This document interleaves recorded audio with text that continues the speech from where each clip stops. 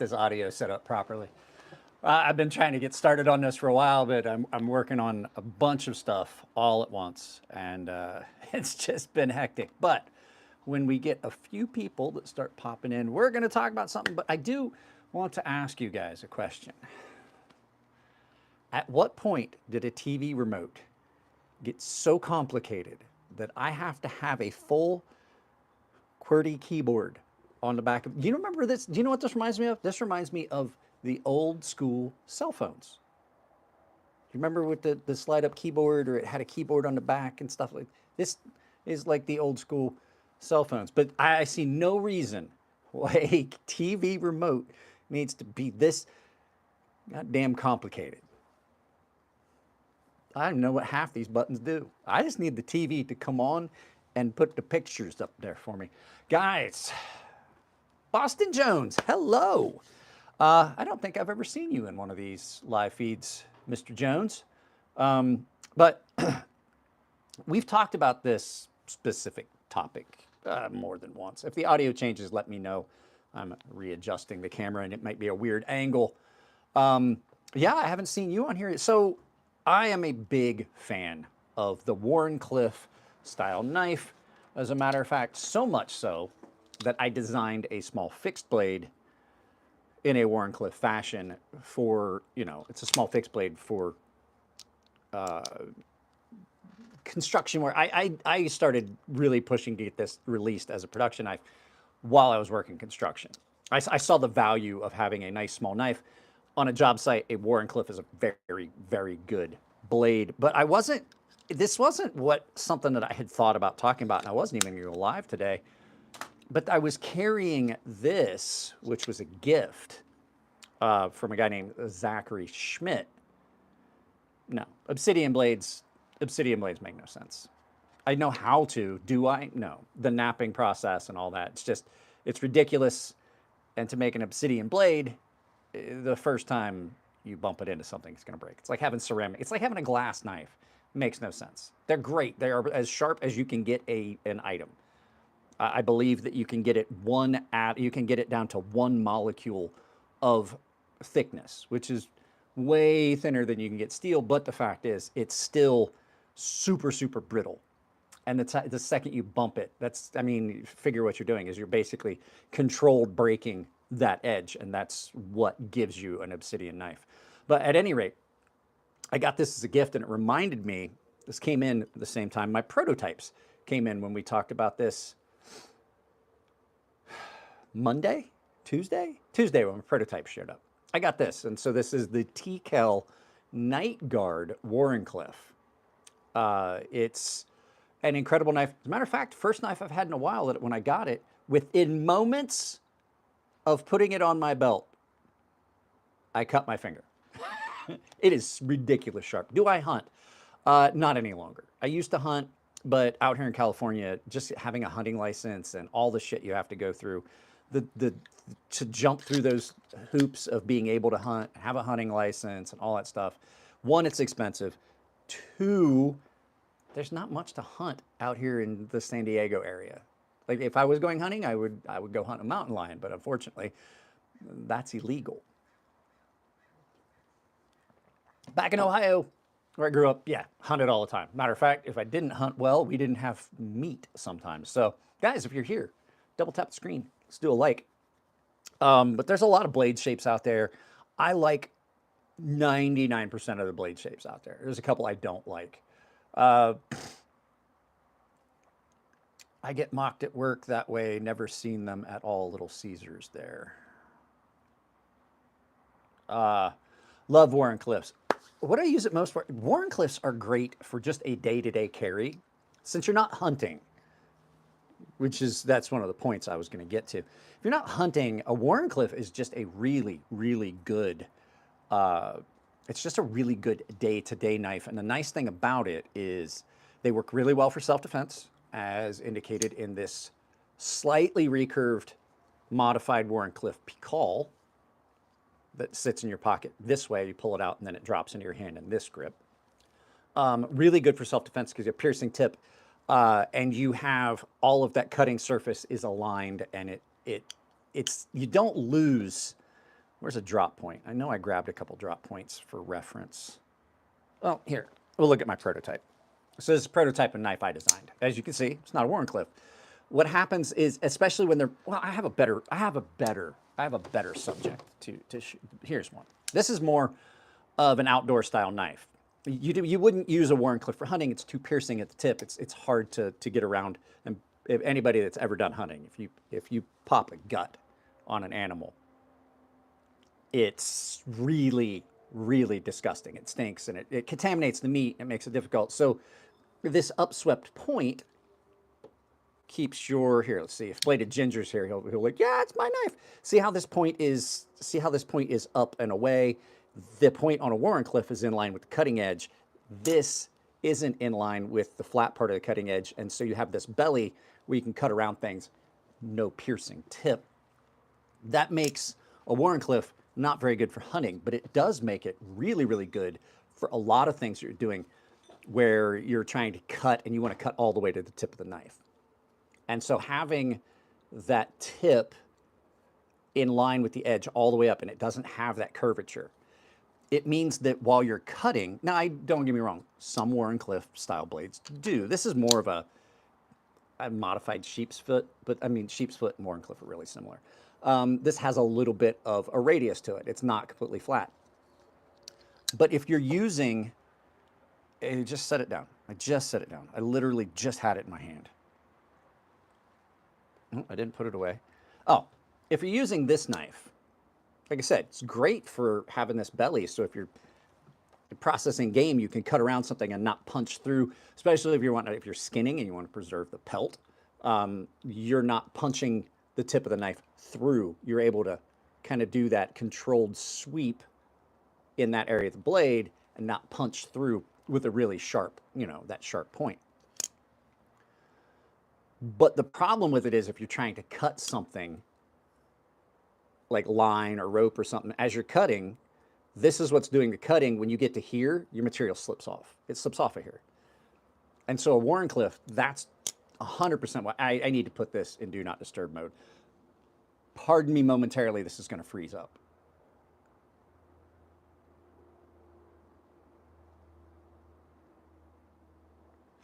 There we go, and I'm back. When you have a Wharncliffe blade, you can cut all the way up and all the way up to the tip, especially if you're like cutting this way. It's not going to slip off because that gets dangerous. If it slips off and you cutting, there are times, I know they say, never cut towards yourself. It's a stupid thing to say. Never cut towards yourself is the dumbest thing I've ever heard. Try to limit the amount of times that you cut towards yourself. That's a much better statement.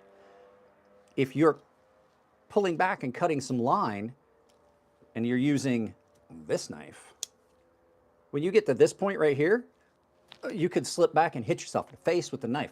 It's much easier. What's up, Stonehands? It's much easier to control a cut where you're pulling back this way. And I mean, if you're doing it, like, use some sense and like get your face out of the way. But we know that not everyone has sense. We've seen even professionals do dumb things. And if you want to understand what I'm talking about, just watch any episode of Forged in Fire with a knife that fails and ask yourself, why the fuck aren't they wearing protective gear? Why aren't they wearing like cut-proof, greaves? Why aren't they wearing gloves? Where's their face shield? Why aren't they in protective gear? They wear zero PPE.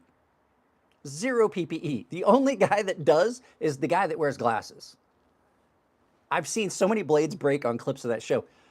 So even people that are well-versed in knives and considered professionals do dumb things. So when you're pulling back and cutting with a knife this way, like on rope or line, much less chance that you're going to be able to control that a lot more accurately than hitting the rounded part where the knife slips off and comes back at you.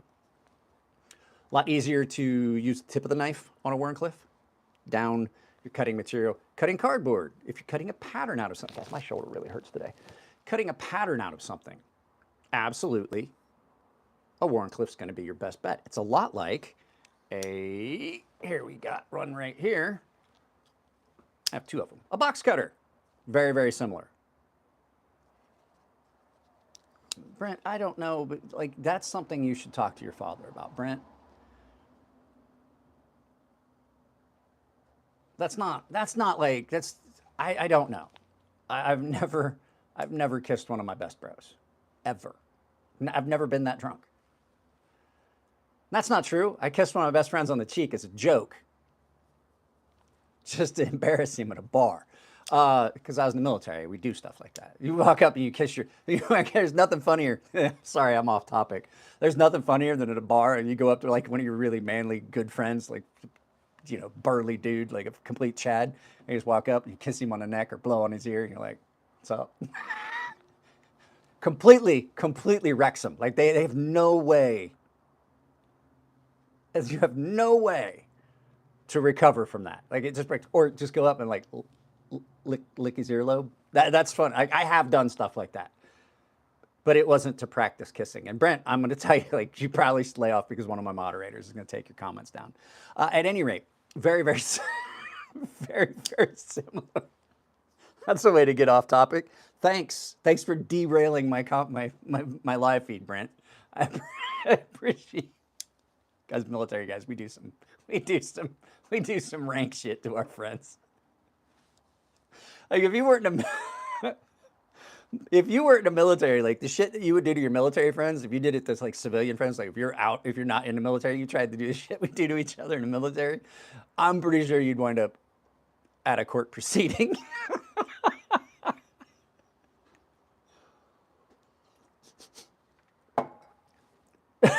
Thanks, Brett. I appreciate it. I needed that. It's been kind of rough. Like I said, I got my buddy Billy's got cancer, and we're trying to organize an event for him, and I'm sharing not as much as I can, but I do appreciate that. That was fun. At any rate, Wharncliffe blades are really similar to a box cutter in that fashion. Wharncliffe blades are, I can't stop laughing now. You see the similarity here? You get the benefits of what you get in a box cutter from a Wharncliffe blade. And if you look at the wear pattern on this knife of mine, this is a very expensive knife, by the way.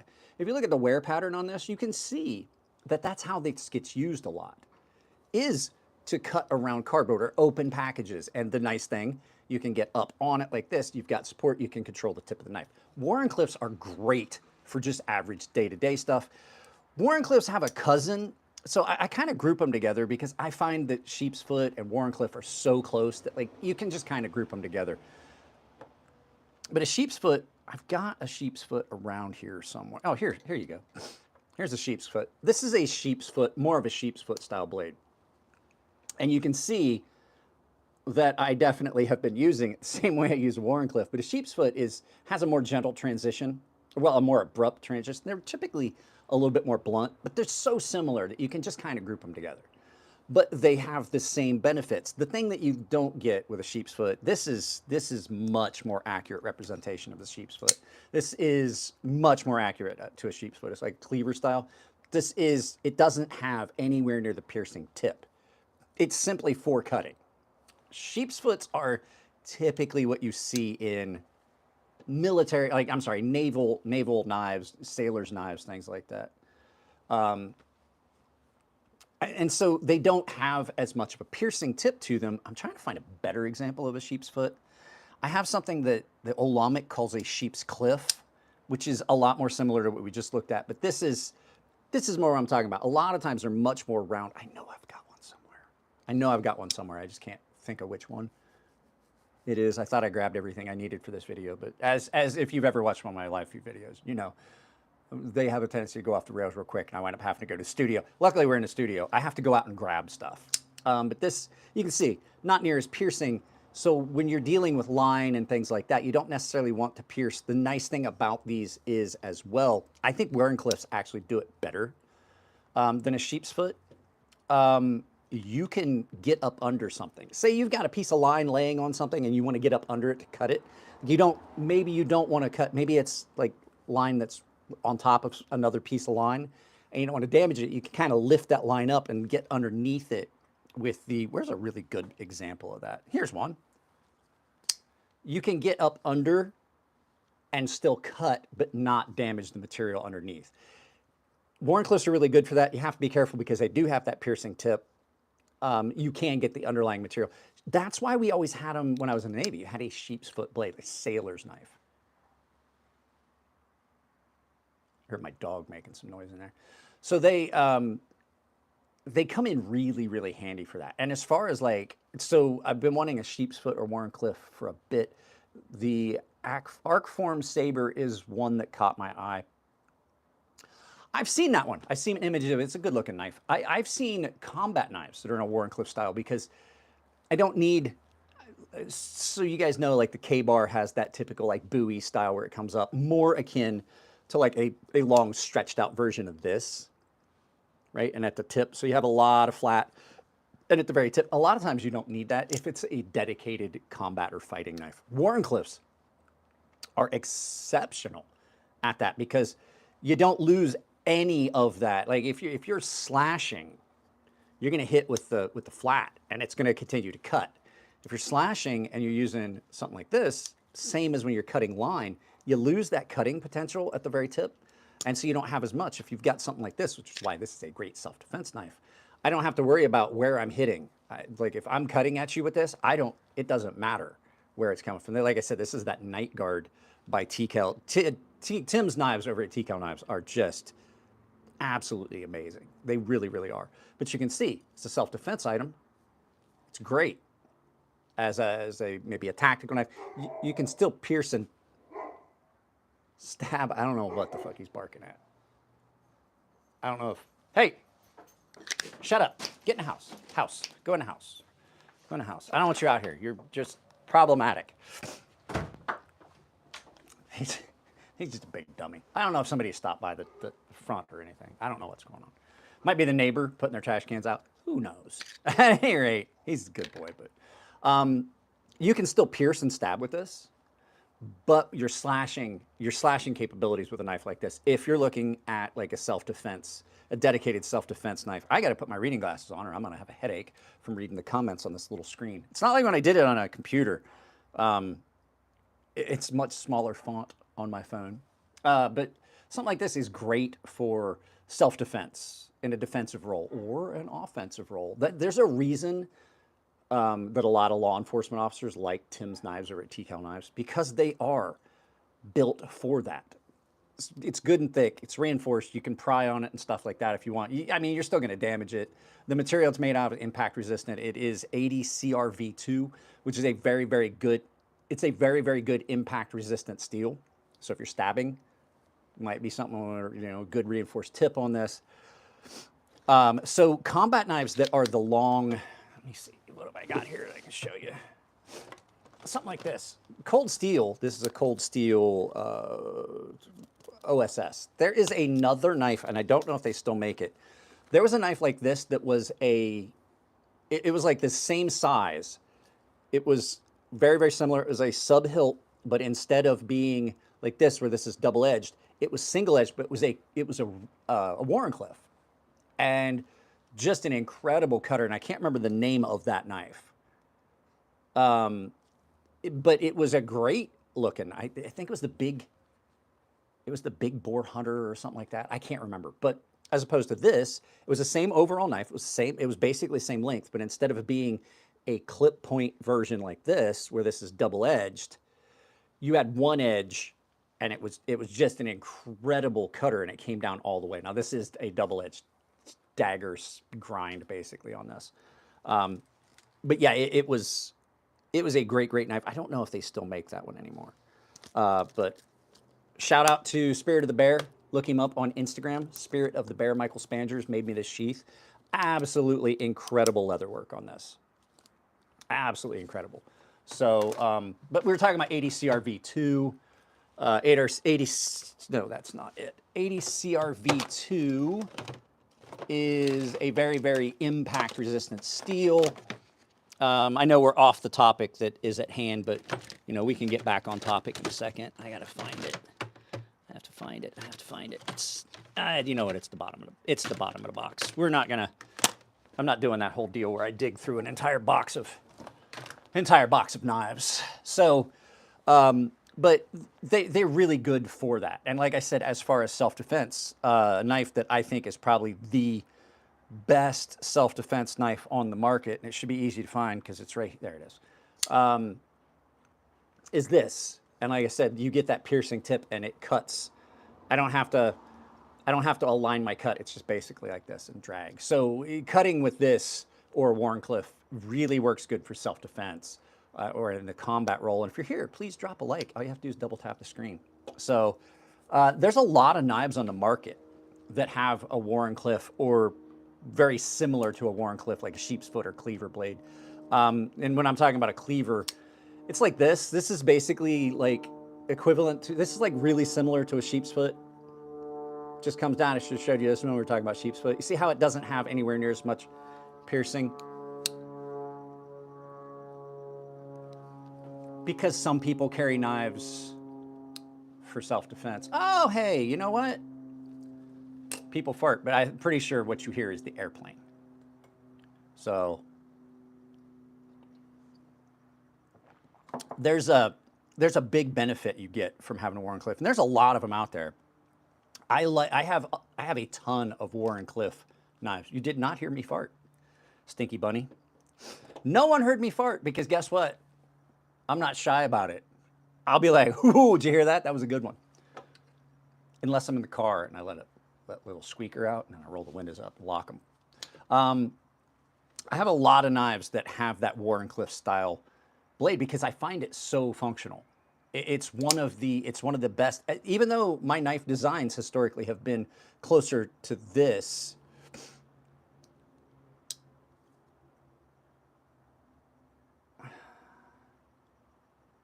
Yeah, here we go. You know what? I'll put this in timeout. We got this, guys. So I'm going through this. The trolls have arrived, and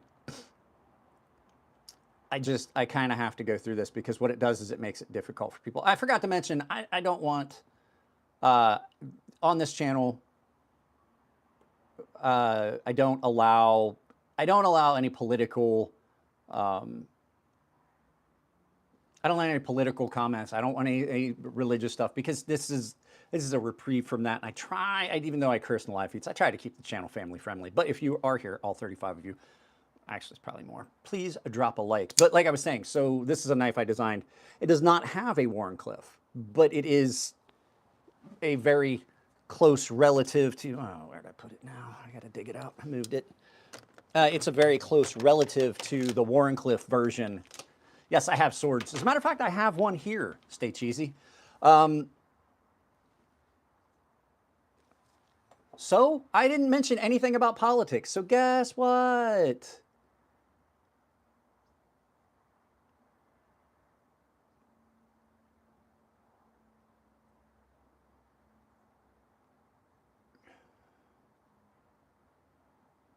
Guess what? It doesn't, here's the thing.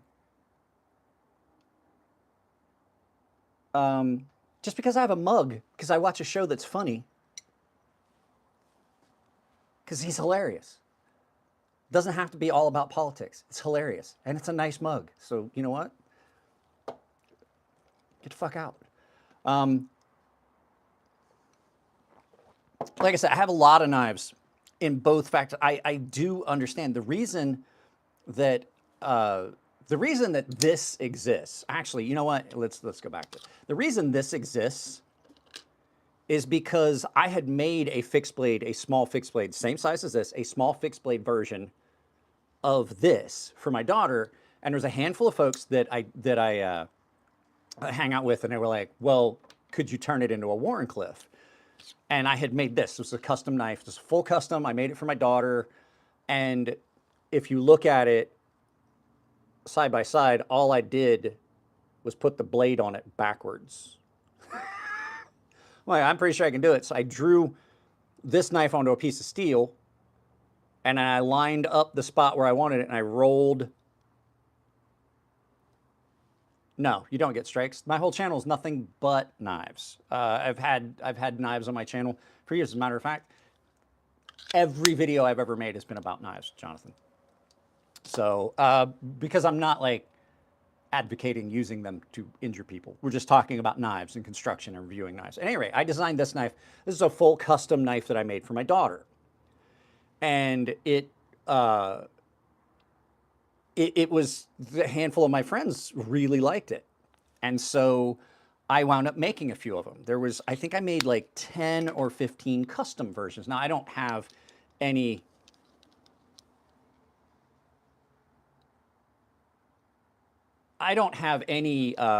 of my actual customs of this knife. I had to sell all of them. If you've ever done with making ever worked with making custom knives, you have to sell everything you make.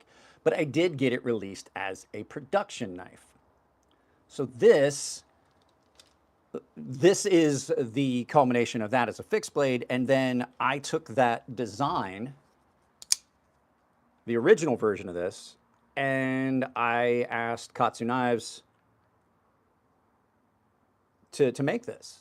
You forget them yourself too. Forge themselves. I didn't forge. Okay, so let me explain that. So forging a knife, I'm going to tell you guys, like, I know a lot of people like forged in fire.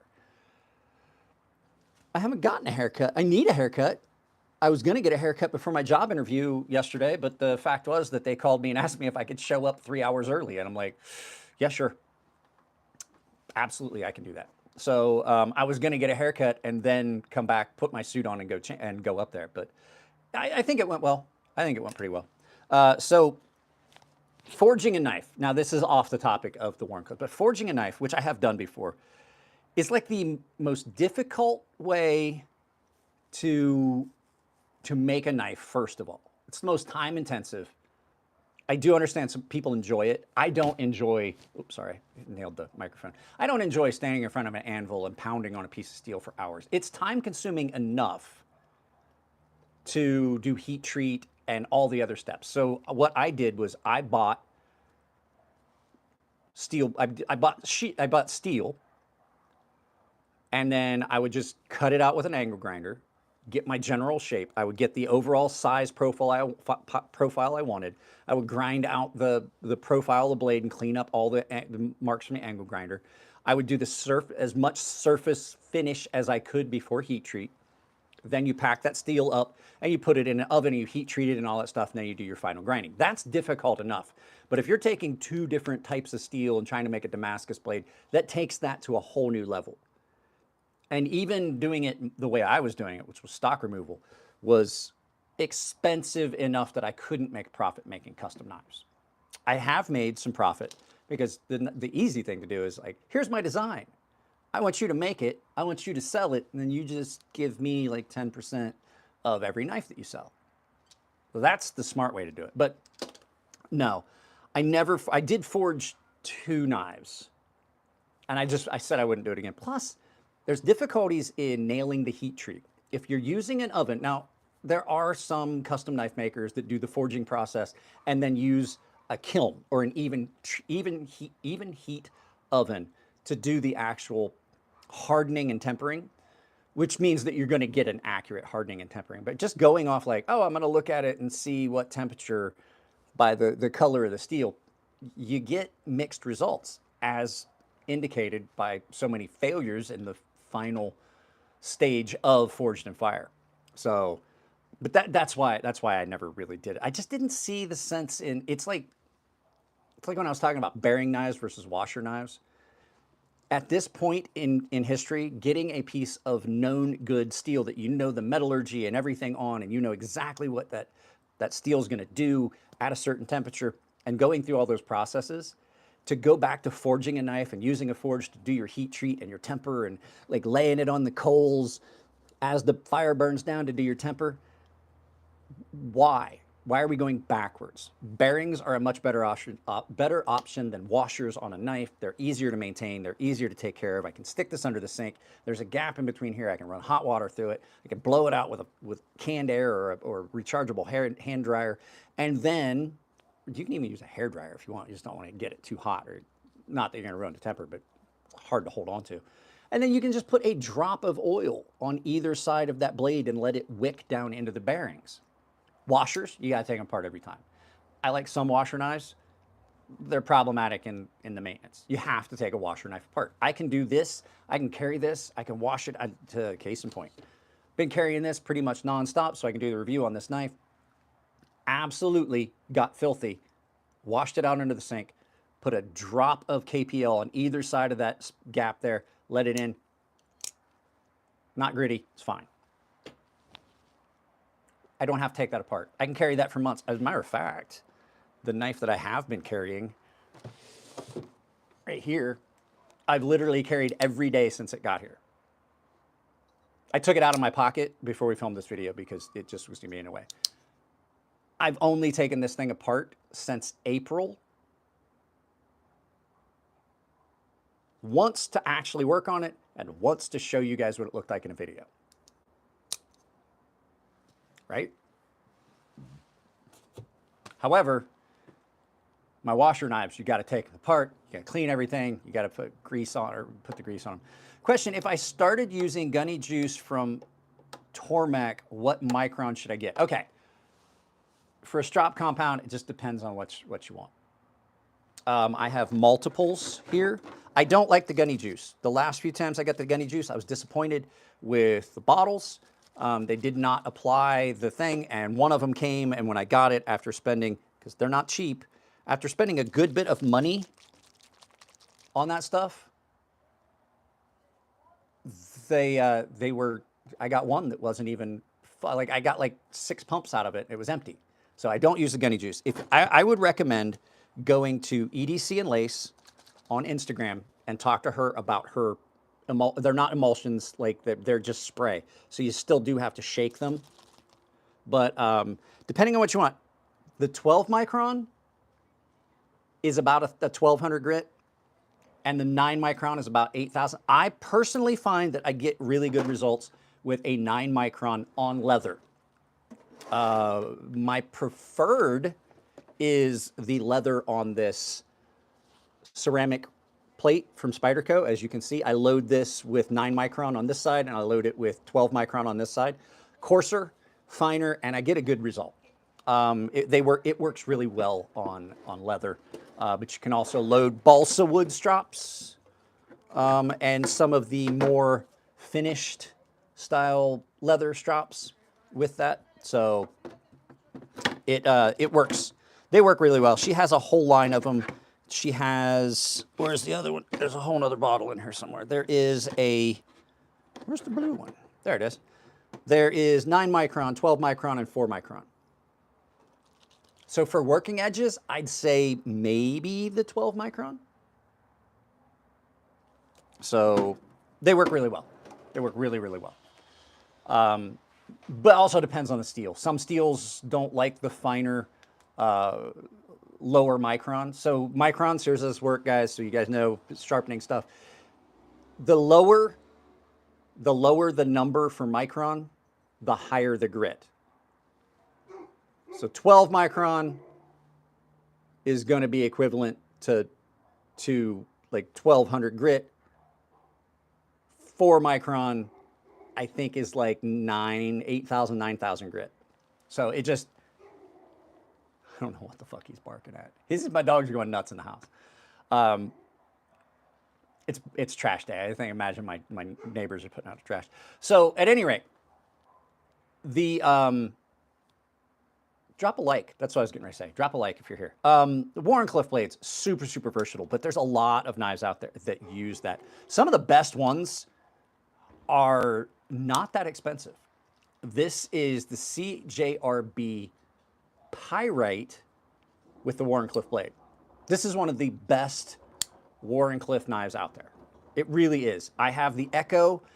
It's not here right now. I had it on the table. My buddy borrowed it because he was seeing if he wanted to buy one.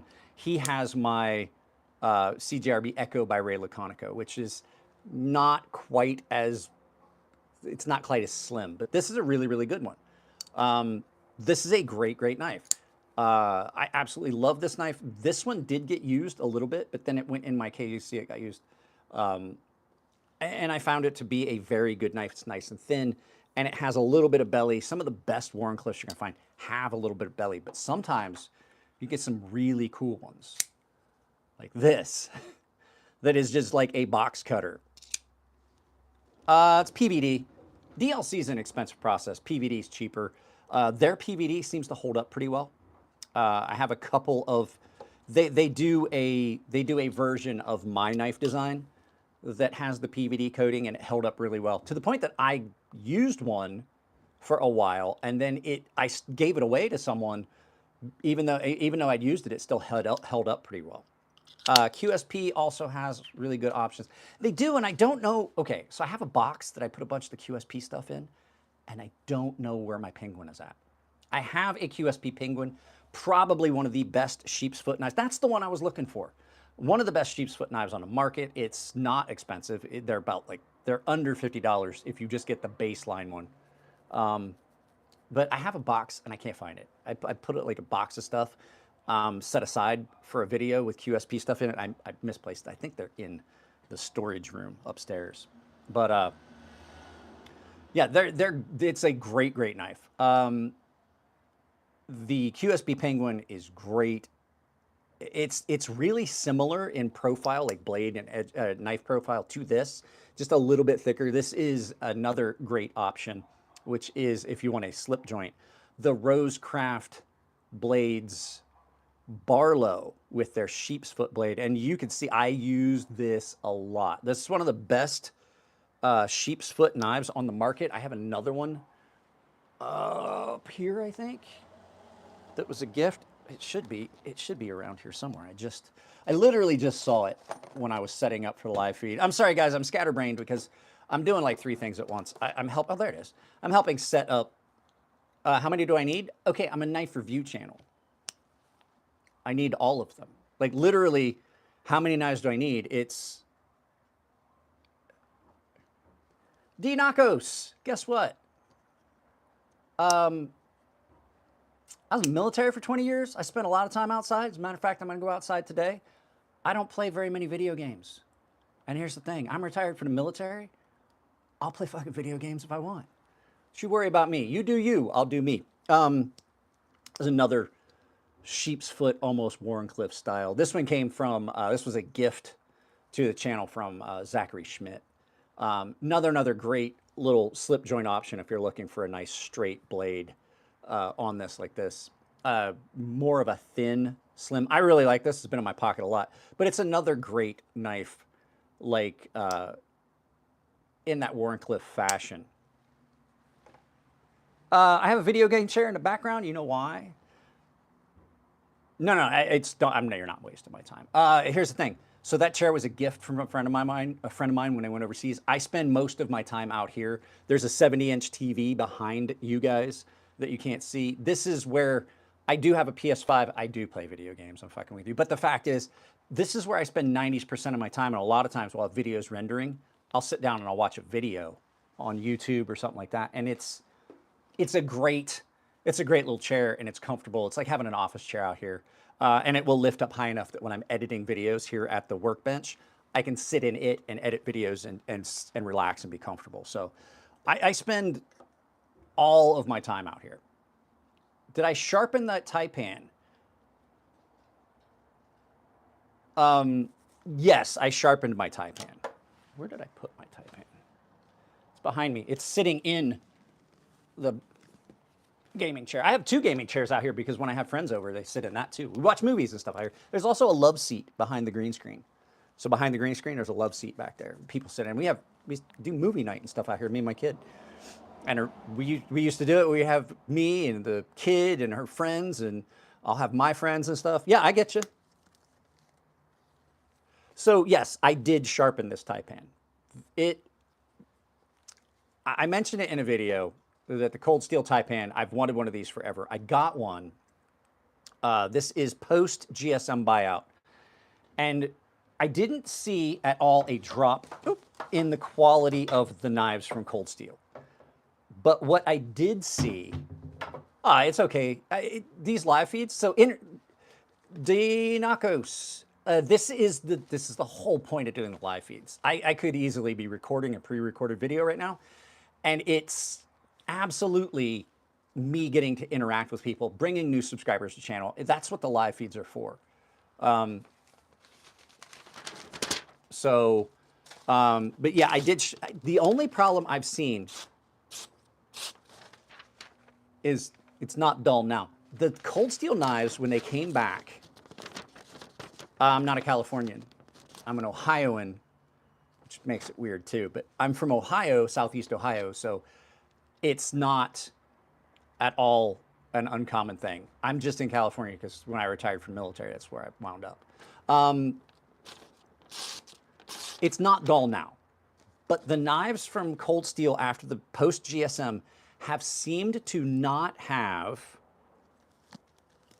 as good an edge. And I mean, that could be down to that they had a guy that did the edges on the knives for years and years and years and years, and then he retired. Who knows? They're made in Taiwan, so who knows? It might be because knives that are now being made in Taiwan were originally being made for them in Japan and the edge process, or it could just be a simple matter of that they changed equipment and they don't have the process dialed in quite as well. But that has been the only change that I've noticed in the Cold Steel knives, has just been the edge itself. They don't seem to be as sharp. It's not the material or anything like that. They just don't seem to come from the factory as sharp. So at any rate, we were talking about, I got some really good Wharncliffe knives here if you're, you know, for recommendations. This is the Finch Knives Stinger. And this thing is absolutely awesome. Is a much more slender Wharncliffe blade than some of the other knives. It's not as broad. It's definitely got a thinner profile, and it's not quite as far dropped down. It's more akin to a drop point, but it's got that Wharncliffe. This is kind of like a hybrid. This is more like a long drop. So it's got a very long drop point on it, but it winds up being very akin, like I said, to Wharncliffe. Now this is more of what I'm expecting when I think of a Wharncliffe knife. Now this is not something you can be able to find. This is a Ferrum Forge Knife Works Master Blaster. This is a very expensive knife. They were $600 for the baseline model. Then with the carving that's on this was about another $600. And I know that because, well, Elliot Williamson and I are really good friends, and I remember what he charged people for carving. Even if my friends didn't pay that much for the carving on this, it's definitely, it was in that range. The other thing that made it really special was it's got a copper inlay that goes the full length of the blade, and then it's carved and it's raised up above. But it gives it a very, very cool look. It's Elliot knows I'm a big fan of his Giger-esque, what do you call it, like Aliens xenomorph style knives. And so when they did this, when the guys got this done for me and they commissioned it, he really stuck in that pattern. So what did Elliot say about the prototype? I haven't got to show it to him yet, but we did talk about the fact. So you guys know, Elliot Williamson at Ferrum Forge Knife Works is who taught me how to make knives. He 100% is the guy that taught me how to make knives. And when I made the fixed blade version of this, we didn't realize it. Elliot had a knife that he called the Stinger, and he didn't try to go after like naming rights or anything with Finch, but like he likes that knife as well. But Elliot did a knife called the Stinger. Now I have one of the folding ones here, so you can kind of see. Elliot taught me about making knives so much. Like he taught me so much of like his process and like what he, like the ergos and stuff. And I learned so much from Elliot that accidentally, right? Accidentally, when I made my fixed blade drop point knife, I almost made a fixed blade version of this knife. Now, this knife is now very, very similar. Now there's some definite differences. This knife is very, very similar to this knife. There's some definite like design changes and style. Super, super similar. To the point that I asked Elliot, like I got him on the phone and I was like, hey, I want you to take a look at this. You have to take a look at this before I was like, do you have any problem with me releasing a knife that is so similar to yours? And he goes, no, absolutely not. I don't care. He's like, you accidentally made a knife that is super similar to mine. He's like, if anything, I should be proud because that means I taught you enough about my process and my ergos that you came up with it. So, as an homage to my very, very good friend, Elliot, Jesus.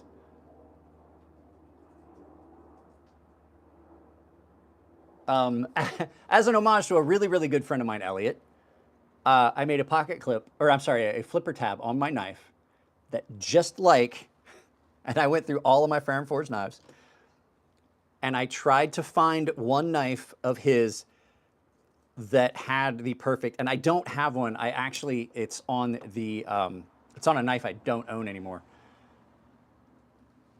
I made sure that the pocket clip, just like Elliot's, is the right position to give you just a little bit of a hook on the end, pop a beer bottle top. I don't drink anymore, but I definitely wanted to make that a throwback to an Elliot Williamson Ferrum Forge style flipper tab, a lot like this, where you can just pop a beer cap with that. And so this is not a small knife.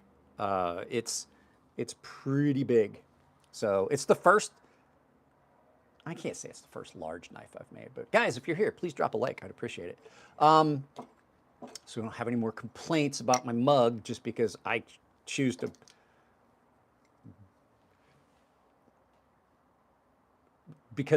I choose to follow and pay to watch a comedy show that's absolutely hilarious, and people are like, "Oh, no politics, get a letter Crowder mug."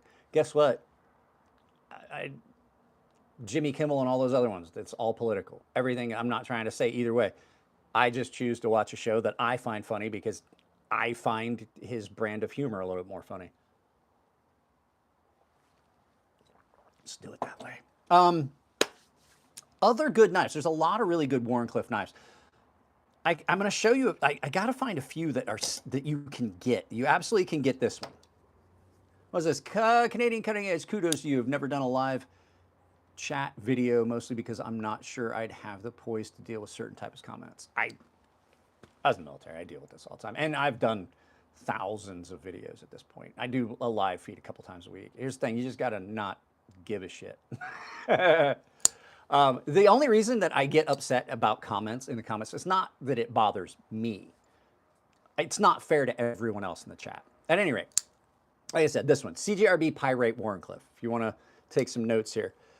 Pyrite Wharncliffe is an absolute great knife. It is a button lock knife. It's nice and thin. It's nice. It's in a slicey profile. Nice and light, a lot of weight reduction on it. This one is in steel. I do know that they have a titanium version, which is even lighter. This one is not heavy at all, even for a steel-handled knife. Great deep carry pocket clip, if that's what you're looking for. Comes in a few different versions. There's all black. I think they've got different colored ones.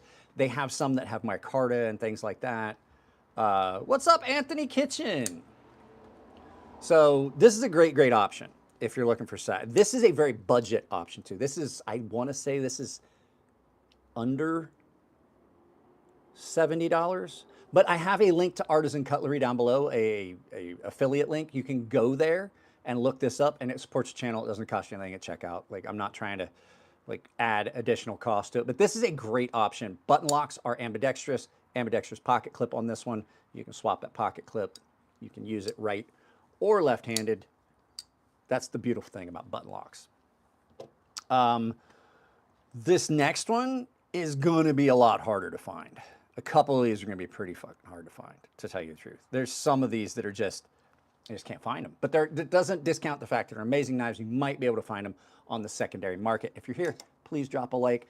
That's the only thing. It's free to drop a like. It costs you free 99. It costs you $0 to drop a like. It's free. But if you do want to drop a super chat, I'm not going to tell you no. This is the Slayback by Monterey Bay Knives. This is an amazing, amazing Wharncliffe style knife. It's done in ZDP 189 core laminated steel. So you can see that line on there. It's because there's two different steels. So it's got a garbage cheap 420J jacket steel on the outside and then a core of ZDP 189, which is, it's just insanely good if it's heat treated right. This is at 67 Rockwell. So your cutting edge is the really, really expensive, hard steel. It's all carbon. Yes, all carbon fiber. Does have steel liners. It has steel liners and it's so light, so well balanced. But so you've got that beautifully hard, gorgeous cutting edge. I'm sorry, I'm trying to get closer here. So I mean, I was in that weird distance where my reading glasses weren't helping, but if I took them off, that wasn't helping either. So beautifully hard, beautifully hard edge on that 67 Rockwell. But the nice thing about it is, you know, you wind up with the cool look of that Sanmai style edge, but you also get the cost benefit. The hard material in the middle is expensive. The cheap material on the outside isn't. You get a cost savings because you're using way less. I don't know how well you guys will be able to see it. You can, I don't know if you guys can see. Can you see the line running through the center of that? That's the hard steel. You've saved a lot of material that you didn't have to buy. And you're not grinding away a lot of expensive material. That's the thing about grinding a knife. You take away as much material off of a knife as you wind up with in the end result. You wind up wasting half of your material every time you make a knife. It's just, unless you've got like a water jet that you're going through process or stuff like that, and you're still going to have a lot of waste material in water jet or laser. You can nest things closer with a cutout laser, things like that. But you waste as much material as you wind up with. It's a 1-for-1 in my experience. It's a 1-for-1. So you're not losing as much expensive material with something like this. If you drop a like, I'd really appreciate it. I see people popping in. So this one's great. Ray Laconico has yet to make a knife design that I didn't like. There are elements of some of his designs that I'm not a fan of. This one, absolutely almost perfect. It is a fundamentally insanely good knife. Fundamentally insanely good? Fundamentally good knife. And it's insanely awesome.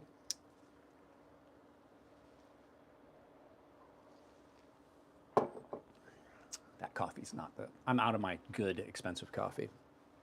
I went through 4 pounds of coffee since... I went through 4 pounds of good coffee since beginning of October.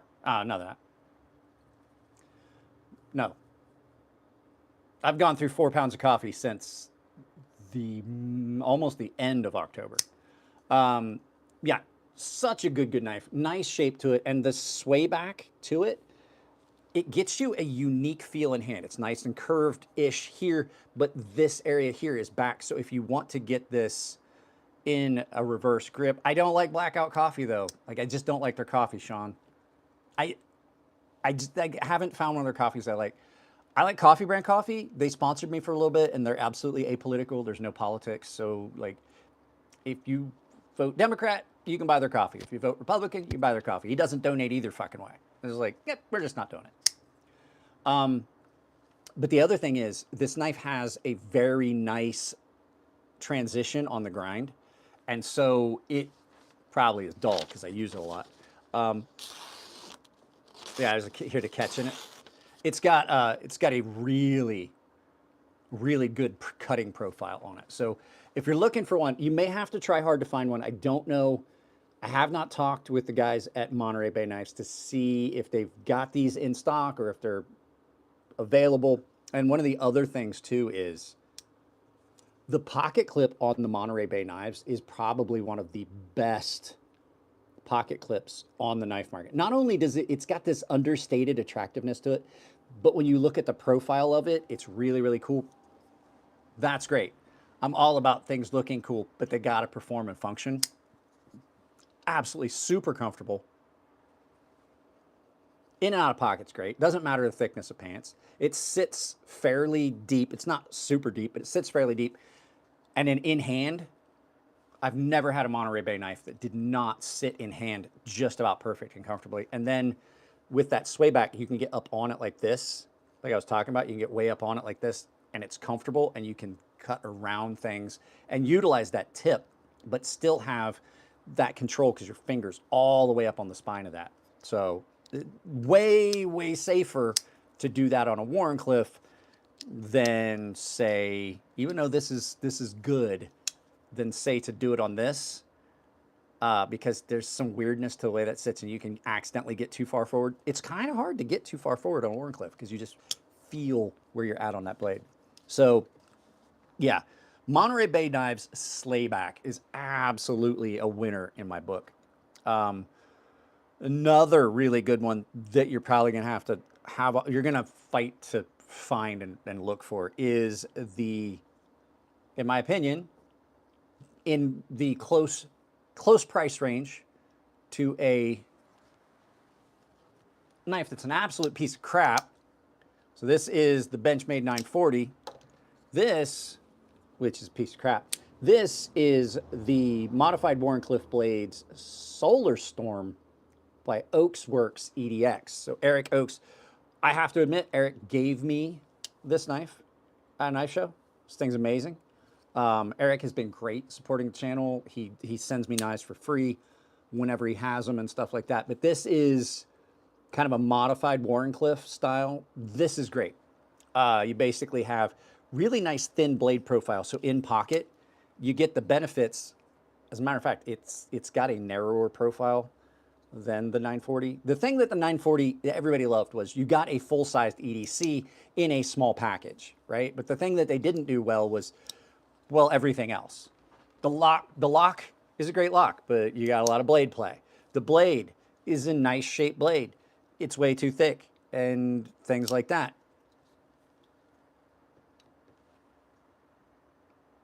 It's not a Warnie, but I really, really like the Fox Chillin'. I haven't seen that one. But this, you get the same overall benefits. Now, I honestly do wish that to really complete his... Nah, I don't have a Chris knife. They're ridiculous. They really are silly. They don't really serve a purpose in modern day. But what you get with this is you get the same overall profile. But what I wish he had done to complete the absolute killing the 940 was put an axis lock on this. But this is a bolster lock. And it's a flipper. Yeah, I know where Chris is from. I was stationed in the east, in the Far East, for a long time. I've been to Indonesia, Malaysia, Thailand, Singapore, all those places in that general realm, Micronesia, all that. I know exactly what a Chris knife is. They just don't serve a purpose these days. They're more of a ceremonial dagger. At any rate, you get the same overall size package that you get in the 940, but you get a much better blade, a much thinner blade that actually cuts. It's hollow ground, so you still have that narrow blade profile. It doesn't take up a lot of space in pocket. You wind up with almost the same blade length, but the bells and whistles on this at almost the same price point. This is garbage. This is great. All of this here, that's jimping. You get this in a pinch grip, it's not slick. It's not slick. You get right up on that, right? Attractive pocket clip, also jimping. Does not feel slick at all. No, I know exactly. I have been doing knife stuff since I was 6. I really have. Like, knives have been a passion of mine since I was a child. And I'm 50 now. So basically for the last 44 years, I've been in knife stuff, doing knife stuff, learning about knives. At any rate, you get the same overall pocket profile on this, but you also get really nicely done inlays. This one is in micarta. Like I said, there's basically jimping here. And you get a titanium knife that's as light as the Benchmade 940 and just blows it out of the water. It's got a much more contoured profile. This is just 100% a better knife. I do know that there's a lot of Benchmade fanboys out there that go, you don't know what you're talking about, you don't know Benchmade. I have had so many Benchmade knives over the years. Military, they used to issue them. I had the Switchblade version of the Adamas. I had 2 of those that were issued. I've had Benchmade knives that I carried for years, and it used to be, back in the day, if you got a Benchmade, you were getting the best knife possible. Military guys that got Benchmades, you're like, this is the best knife you're gonna get. And so I do have a Karambit, but I don't carry it very often anymore. But I don't agree with Benchmade's quality. I don't agree with their business practices. I don't agree with the way they treat customers. I don't agree with the fact that they bank on their warranty versus providing you a quality product. And I definitely don't agree with this bullshit Life Sharp system that they have, because I had a buddy set a Benchmade in and he was like, yeah, I sent it in for sharpening and it's duller now than it was when it went. I had Sharpening's knife for him. I think it was his 940. And he's like, fuck it, Mike's shoulder's screwed up. He's not sharpening knives right now. Sent that Benchmade off and it came back duller than it was when he sent it. He was like, at least it would cut when I sent it. He's like, it still kind of had your edge. It was still kind of sharp. He's like, I just couldn't. He's like, I just can't. So I wound up sharpening. I wound up agreeing to sharpen it for him. What is my favorite knife?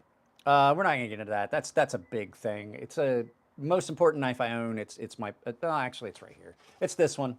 I got this when I was like 6 years old, 5 years old, 6 years old. It was a knife for my dad. It is a bullshit fucking cheap little $20, $30 Camelus Silver Sword Model 42 that I've had since I was 6 years old. The last 44 years, this thing has rode around in a pocket or a pouch to 16% of the countries in the world.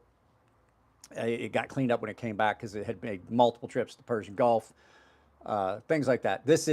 I would have to say this is my favorite knife because it's the most important. I have knives that like this has a place in my heart because it's, it was a gift from a friend. It's really hard because knives, for guys that are really into knife collecting, every knife has a story, and there's a reason why that knife is here. Like this knife. This knife was, Tashi Barucha sent me this knife from France, right? I have a collection of literally hundreds of knives. I have an entire box full of fixed blades, like a milk crate full of fixed blades. So yeah, this one absolutely just kills the 940. It destroys it. It's a nice little Wharncliffe style blade that is absolutely incredible. You might have a hard time finding these. I don't know if Eric's got a run of them out or not. Here's another one that you may have to find. I don't know where Elliot is on the Mass Drop knife releases coming out through Fire & Forge Knife Works because Mass Drop's not doing them anymore. This is the Mass Drop Buck, short for Buccaneer. It's a modified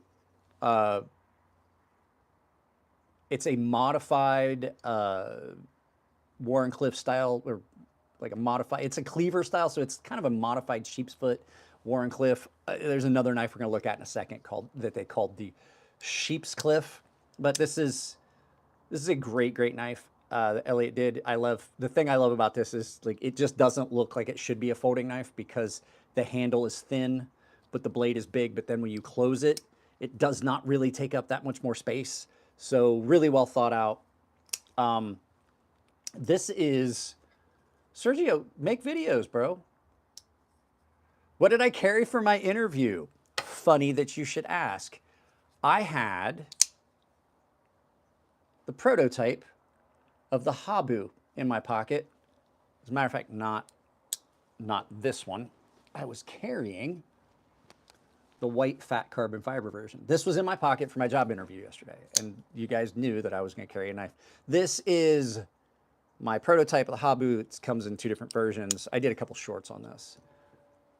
There's going to be a couple little changes, the minor things that I found. Nothing as far as like design, except I'm on the fence of maybe making the choil a little bit smaller so you get a little bit more blade edge, but I really don't think I want to because with the choil being that big, even with my big sausage fingers, like I said, we're XXL gloves, I got really good control. But I think maybe bringing it back a little bit, like just that much, would make it a little bit more.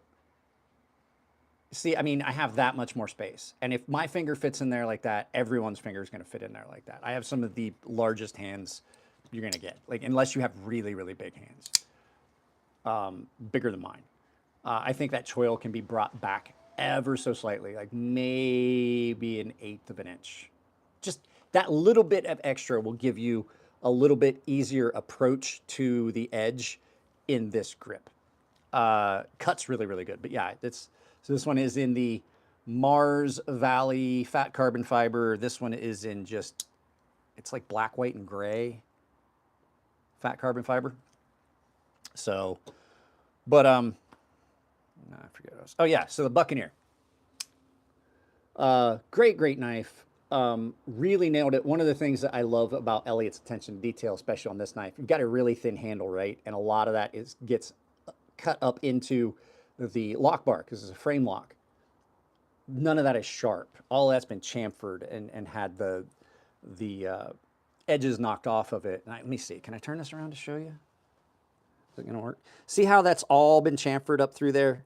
There's no sharp, hard edge on that. A lot of times when you get knives, and that's, speaking of which, I have to say it about my knife. See how my design, my prototype, has that hard edge? It could just be that it's a prototype. I want them to knock that edge off as much as possible. I do know it's really, really close to the pivot. So it may require a little bit of a redesign of where I put the lock bar.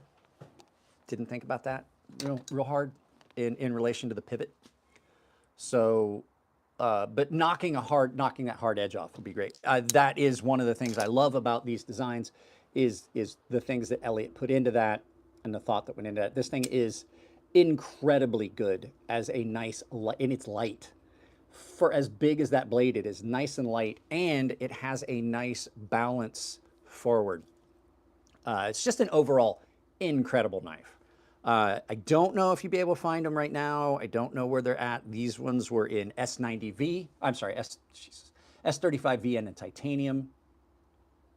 I showed it, Firelight, I showed it like 3 times. It's right here. I made this for my daughter. Even put the Rebel logo in the steel.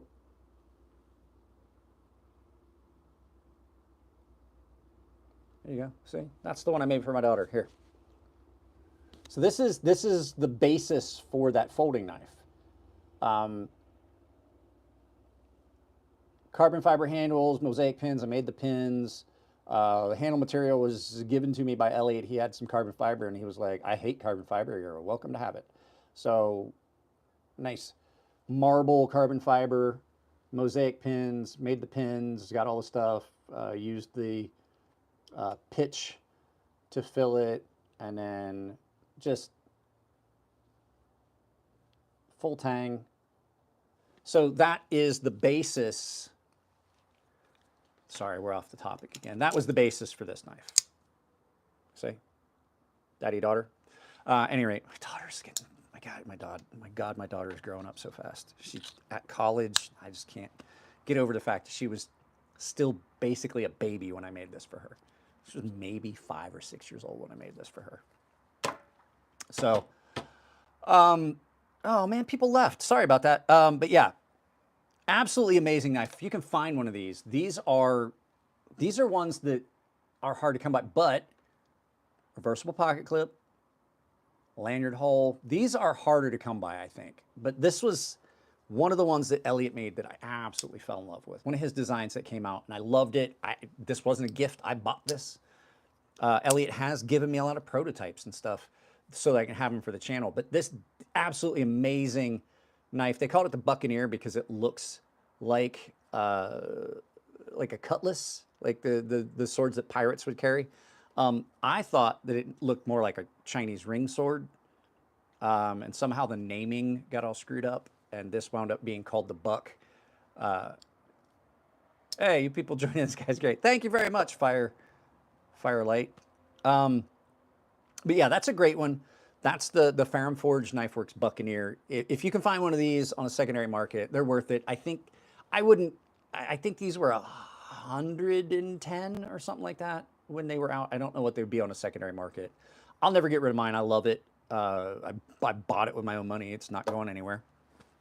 Let me see here. Here's one that's this one's going to be hard to find. This one's definitely going to be hard to find, but if you can find it, now they will be coming back. I've talked with the owner of the company. These should be coming. Osaka knives? You mean Okaso knives? Mr. Chris Matthew 33? Are you talking about Okaso? Because Osaka's a city. Oh, Casa, they're great. I've had a couple of them. I did a video on one and I got to carry another one for a couple days. I don't see anything with their knives. Their knives seem great. As a matter of fact, I have an affiliate link with them, but I haven't put it in my video descriptions yet, I don't think, at any rate. This one's gonna be harder to find. This is the Dirk Pinkerton design warning button, WHARNING button. It is a very, very nicely done, long, piercing Wharncliffe. A nice grind. This thing is a laser, absolute laser. Terramundi Knives is a division of Beyond EDC. Unfortunately, Beyond EDC is having issues with business partners, and so the owner of the company is a friend of mine, and he is in the process of getting that all figured out. And so I can't have any more coffee today. My wife will throw a fit. She threw a fit yesterday. I don't drink enough water. I definitely have to. At any rate, this is the warning button designed by Dirk Pinkerton. It is a beautifully done Wharncliffe. In hand, it's a nice drop down. It's got great jimping on it. I'm not a fan of jimping unless it's really good functional jimping. And the jimping on this is just about perfect. The crawler is another good one. I don't have a crawler. I'm friends with the guy that owns the company. And so it's fun for me to see that he has, like, I got to see like a 3D printed version of his first knife, and then to see that company like come to fruition is absolutely amazing. And I need to get in touch with him. I need to order, as soon as I get another job, I'm going to order a knife from them. So I unfortunately cannot think off the top of my head of the name of the company. I didn't get any sleep last night. I was up all night, couldn't sleep. I don't know what happened. It wasn't caffeine. Caffeine doesn't do that to me. I don't know, but I just could not sleep. And then my daughter woke me up really early this morning. So I can't, it's on the tip of my fucking tongue. I can see it. But at any rate, this doesn't have a typical lock. The other cool thing about this is it doesn't have a typical lock. Now you can probably find these on the secondary market, or you can get a hold of me, hit me up on my public Discord. It's down below. It says join the community. It should be in the description. If you hit me up there, I can get you in touch. My little buddy Nico has got some of these that he's selling. There were some left over. Arcane, there you go. Arcane knives. Arcane design, that's what it was. Any rate, the cool thing about this one was it has the lock, as opposed to, and don't get me wrong, there's not much wrong with a lot of button locks. See how this, but you've got two benefits of this. There's less hardware exposed, there's less machining, and it gives it a cleaner look, and there's less chance that you're going to bump up against the button on this, because inside the guts of this pivot, what's this, is the lock, right?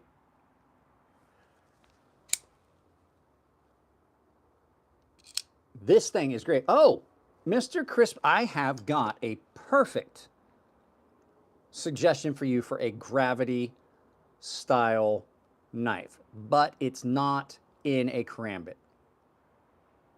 So I'm not even gonna show you. Never mind. But this is, it's a button, hence warning button. The thing I love about this, problem with a lot of knives that have button locks, the detent's a little soft, which is why this isn't a button lock, right? I wanted a flipper. The thing about this one, the way they designed this and the way I've had it apart a bunch of times and looked at it, and I'm trying to figure out the detent on this, super stiff. It's snappy. There's no like lead up. This is just, I think this just wound up being, for what it is, almost perfect. It really did. There is a karambit gravity knife. It's not a true gravity knife. It's done by Riat. It's called the XOK. And I don't have one here because I think it's a garbage knife, to tell you the truth. It's dangerous. It's the only knife I've ever had come in. It's one of the only knives I've ever come in that I was scared of. Like I honestly was like, you're gonna hurt, I'm gonna hurt myself with this. I've got literally hundreds of knives. Never once have I had a knife come in, I'm like, I'm scared of that thing. I'm scared of the XOK. Because it is the exact opposite of the XO, which is here. This is one of the safest knives you will ever have. It's one of the safest knives you'll ever have. Completely enclosed. As long as you're not trying to carry it in your pocket, perfectly safe. This is the best gravity knife on the market. This one, absolutely, you're not going to hurt yourself. This thing's great. Right? I'm not as good with it left-handed, but you can, flick it out, do it that way, or you can simply do that. But I don't have a karambit version of that. Now, you can't carry it in a pocket if you got a pocket slip, which I have a pocket slip that I use for it. I think these are 300.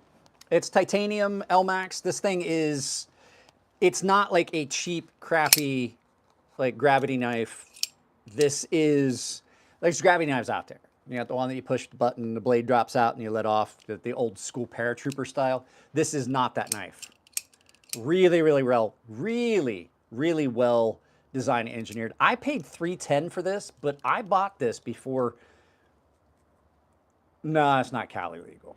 I mean, I don't know if I care. I carry it. The thing about carrying a knife or firearm or anything, to tell you the truth, the only time somebody's going to know that I have a knife for self-defense or a firearm or anything like that is when I have to use it.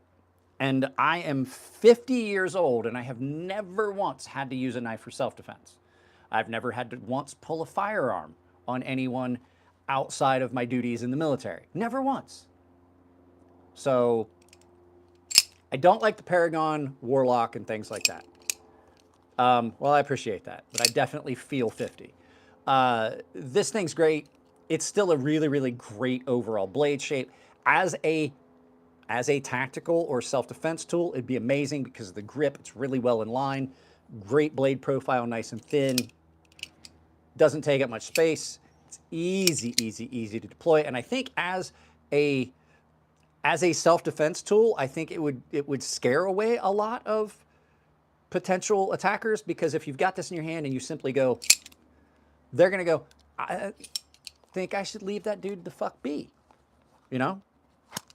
But you can get a good if you get a good pocket slip with a pocket clip, you can carry this safely. The big thing is if you put it in your pocket, the newer ones have locks, this one does not.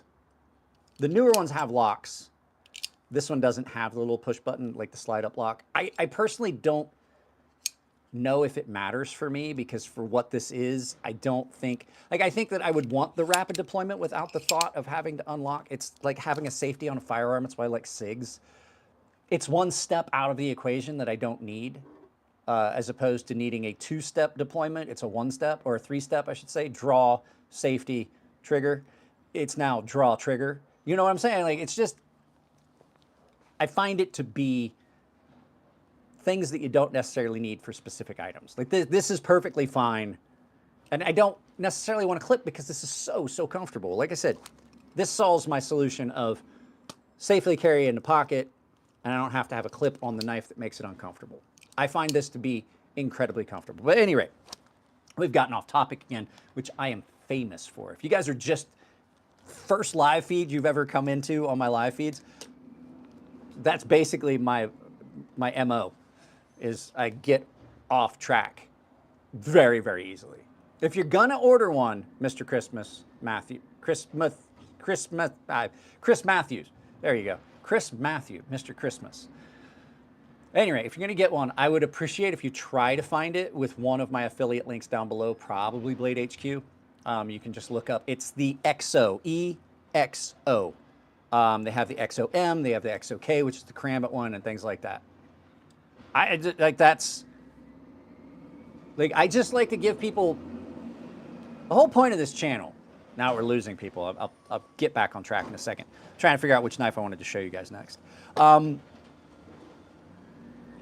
whole point of the channel was to give people unbiased reviews of knives so that they could kind of make an informed decision, and I have not changed that. Like, knives come in for free. If it's a shitty knife, it's still a shitty knife.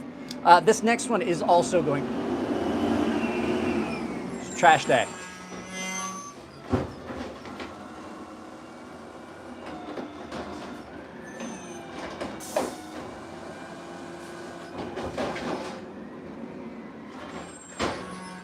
Sorry, do they have a military discount? I do not know. I've never tried it. They do have a points system, though. You can sign up for a points system and then use my affiliate link. At any rate, this is another one that's going to be really hard to find, but I like it a lot. This is the same company as this, right? This is the Geo by Beyond EDC. It's designed by, if Bladed Ginger was here, I'm sure he would be jumping up and down to try and get into the comment section. This is a nice little Wharncliffe with a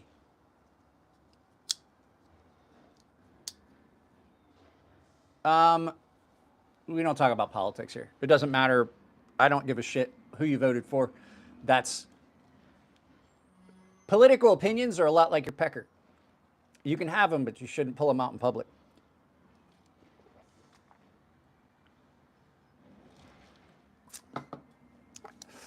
And yes, I am 100%.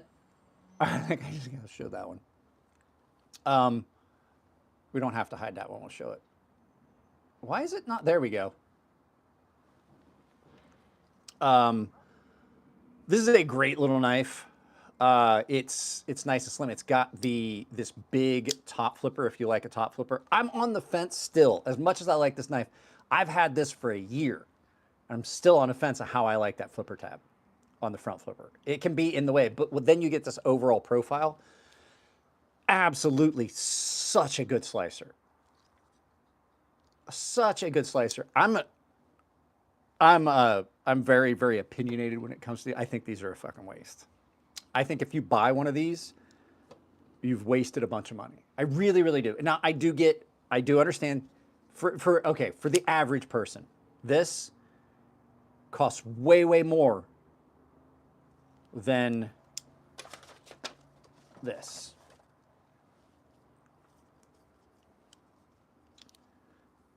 Where's it at? Where do I? There we go. Is it this one? There we go. This and this are about $50 difference in price. If this, as an M60 gunner, I love the M60, the Pig, bro, you can't go wrong. That 240 machine gun that the military started using is trash. Bring back the Pig. Or the Echo. The Echo was a good one. The Echo was a good variant of the M60. Yeah, I was a machine gun instructor. I was a machine gunnery instructor. Taught how to do the everything about any of the crew serve weapons. At any rate, Navy, not Marine. Sorry, I don't want any jarheads to be like, oh, no, different animal. Same school, different animal. These are a waste of money. These are a waste of money. You know why? Because even though this is ugly and thick, what this has going for it that this doesn't, if I'm out on a job site, right? This one, yeah, I have a lot more access to more of the blade, right? But the fact is, I still only can use that much because this is going to bind up on things, right? So I still only am using this much of the blade. But the problem is, when you've got this much of the blade exposed, then this part of the blade that's typically hidden in this, because I can flip this blade over, right? You see what I'm saying there? Like, you're not getting much anything special. I can flip this blade over, now I have a fresh blade. If I flip this blade over, this edge is probably all wrecked because it gets knocked into stuff and it starts to cut. So I'm gonna have to replace the entire blade, right? Where's my spare blades? If I'm on a job site and I'm using this, like construction, I'm using it for stuff to cut tubing and things like that, am I just put loose blades in my pocket? Am I gonna, seriously? Again? Am I gonna put these in the cargo pouch in my pockets? The 100 blade? No, I'm not. I'm probably gonna have one of these that when I push on this, pops open, and I've got 5 more fucking blades in there. I'm retired. I was just saying, I was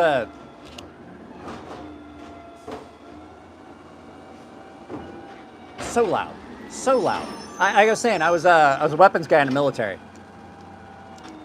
This is a much better, I specifically got this for a side-by-side comparison of this. That is so, garbage truck drivers have got to be deaf. Like, they gotta be deaf. This, even though this one is not that expensive, it has a really nice, unique thing. It doesn't really get you anywhere. People are like, you can carry this, you just do everything you can with a knife. I got news for you. No, this is a shitty, shitty blade. This is a great blade. I can use all of this knife. I can strop it up and resharpen it when I get home. I can only use the top maybe quarter of this knife, and I can't cut anything long or thick because the actual blade holder gets in the way. Trash. As much as I like this company and it is comfortable, and here at the house, yes, I use it for cutting up cardboard and things, but I never, never put this in my pocket to carry it as an EDC knife.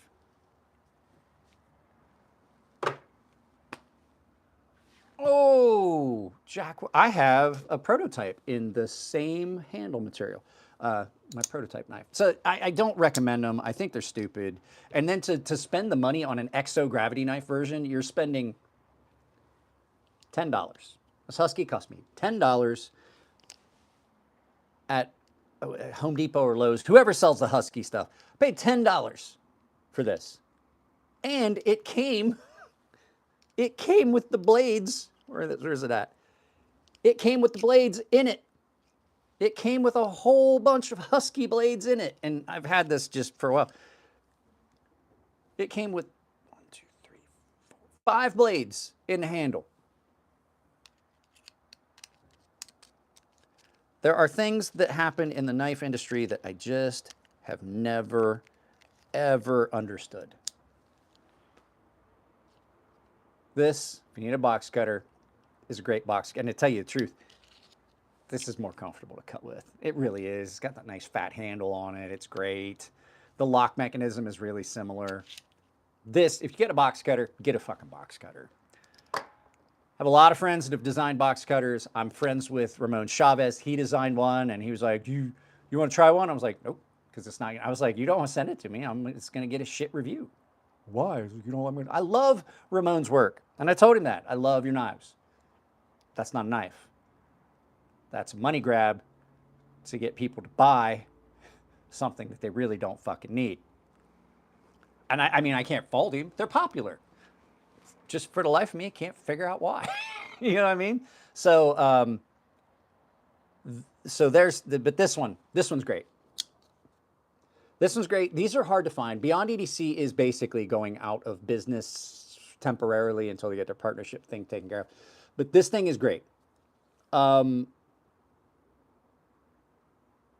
This thing is great. I would say that this is a very, very good option to a box cutter. You can resharpen it. It's good steel. This is in I think S35. No, VG10. This is a VG10 steel. Comfortable carrying your pocket.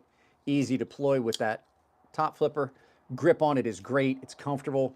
If you're looking for a box cutter, this is still more comfortable to cut with if you're doing a lot of heavy cutting because of the thickness. But as far as a knife, this is a very good Wharncliffe style knife to have. It's a great one. The flipper tag completely disappears. It's just, and then when it's open, you get a completely enclosed back, so you don't have to worry about gunk and shit getting down in there. And then it has a partial backspacer. Now, I have to say, I am a big fan of full backspacers. And I'll tell you why. I carry other shit in my pocket beside my knife, and guess what? If you got a backspacer on it, shit doesn't hit up against the edge. I have literally, probably 100 times throwing a knife in my pocket, then throws my keys in my pocket, and then come back and I get home and there's a couple little nicks on the blade because some of these knives are so close to get you that maximum blade placement and the most blade you can squeeze into a knife that sometimes you can actually like cut yourself, push your finger in there too far, hit the edge of the knife with my keys. Hundreds of times. Because a backspacer, like these standoffs, yeah, they give you, but that open spot, shit gets in there. Change, toss change in your pocket, hits up against the blade of your knife. I am a big, big fan of at least a partial backspacer for the part that's at the top where you may hit with your keys. Absolutely a big fan of at least a partial, if not a full. I love a full backspacer. I'm trying to find another knife that has a full backspacer. I don't have one out right. I've got one that pretty much has a full backspacer. We're going to talk about it in a minute. Backspacers are great. I love backspacers. They do add to weight, which is as much as I don't like them because I think they're ridiculously expensive. But that's why I like, one of the things I like about integrals. Now, you could easily do this as a clamshell, two-piece design. Just have the cut down through here on this. But a backspacer is a really good element to add to a knife. I was upset with Elliot that he didn't put a full backspacer on this, but this is that same thing, clamshell. It's two-piece instead of three-piece or multi-piece. It's just easier than making, instead of making your blade and then your handle and your handle, and then needing to come up with all the hardware to put your backspacer in on something akin to, where'd it go? Something akin to this where you have more hardware. Hardware is expensive, it really is. So having a full backspacer can be expensive, right? Because of milling time and all that stuff. If you're gonna do a knife, if you just do clamshell, like two-piece, it pinches down on itself. There's no reason you couldn't put a full backspacer in it because now you don't even have to worry about, the thing that you get with a clamshell is really, really clean design. I know we're off topic, I'm sorry, it happens. This is how my live feeds go. You see how you have no hardware on this side? And then you only have basically this screw, and your pivot that holds it together, because these are overlays. They're screwed on. They're inlays. They're screwed in. That's not hardware that's holding the knife together. The only thing holding this knife together is actually that screw right there and that pivot screw. That's all that's holding the knife together because it's two pieces. You don't need all that superfluous garbage hardware and you get a much cleaner look. I don't know why more companies don't do it, but if you're going to do it, like I got upset, like, why didn't you just do a full backspacer? Why? So now I do have to do 100% self-serving knife talk, talking about a Wharncliffe, because I think that this is probably the best everyday carry Wharncliffe on the market. It's my sea snake design. I'm kidding. It's not the best. It absolutely is not the best. It's good. I designed it for a specific purpose. I wanted a small fixed blade knife.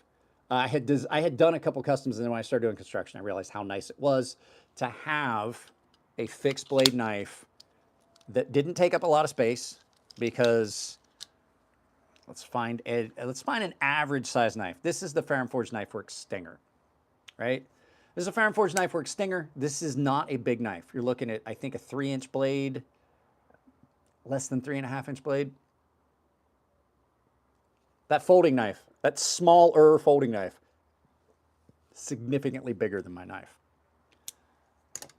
I did this specifically to have a small knife that, like, for day-to-day tasks is great. This is the production prototype. It's the only one I have. It's the only one I own. I own the production prototype. I gave the other production prototype knife that I had for this design to Scab over at Choir Boys Cutlery. I wanted something that was nice and thin profile, nice and thin, that you could grab hold of it, easy to use in gloves. It's got some jimping on it. It's freaking great for light carry. Like, it's super thin because thin blade stock, lightweight handle material, nice. Now, I will say, if you get one of these, this is This sea snake does not come with these soft loops. If you're gonna get one, don't think you're gonna get the soft loops in the box. It doesn't come that way. It comes with a chain, but it's built so that you just put soft loops on it.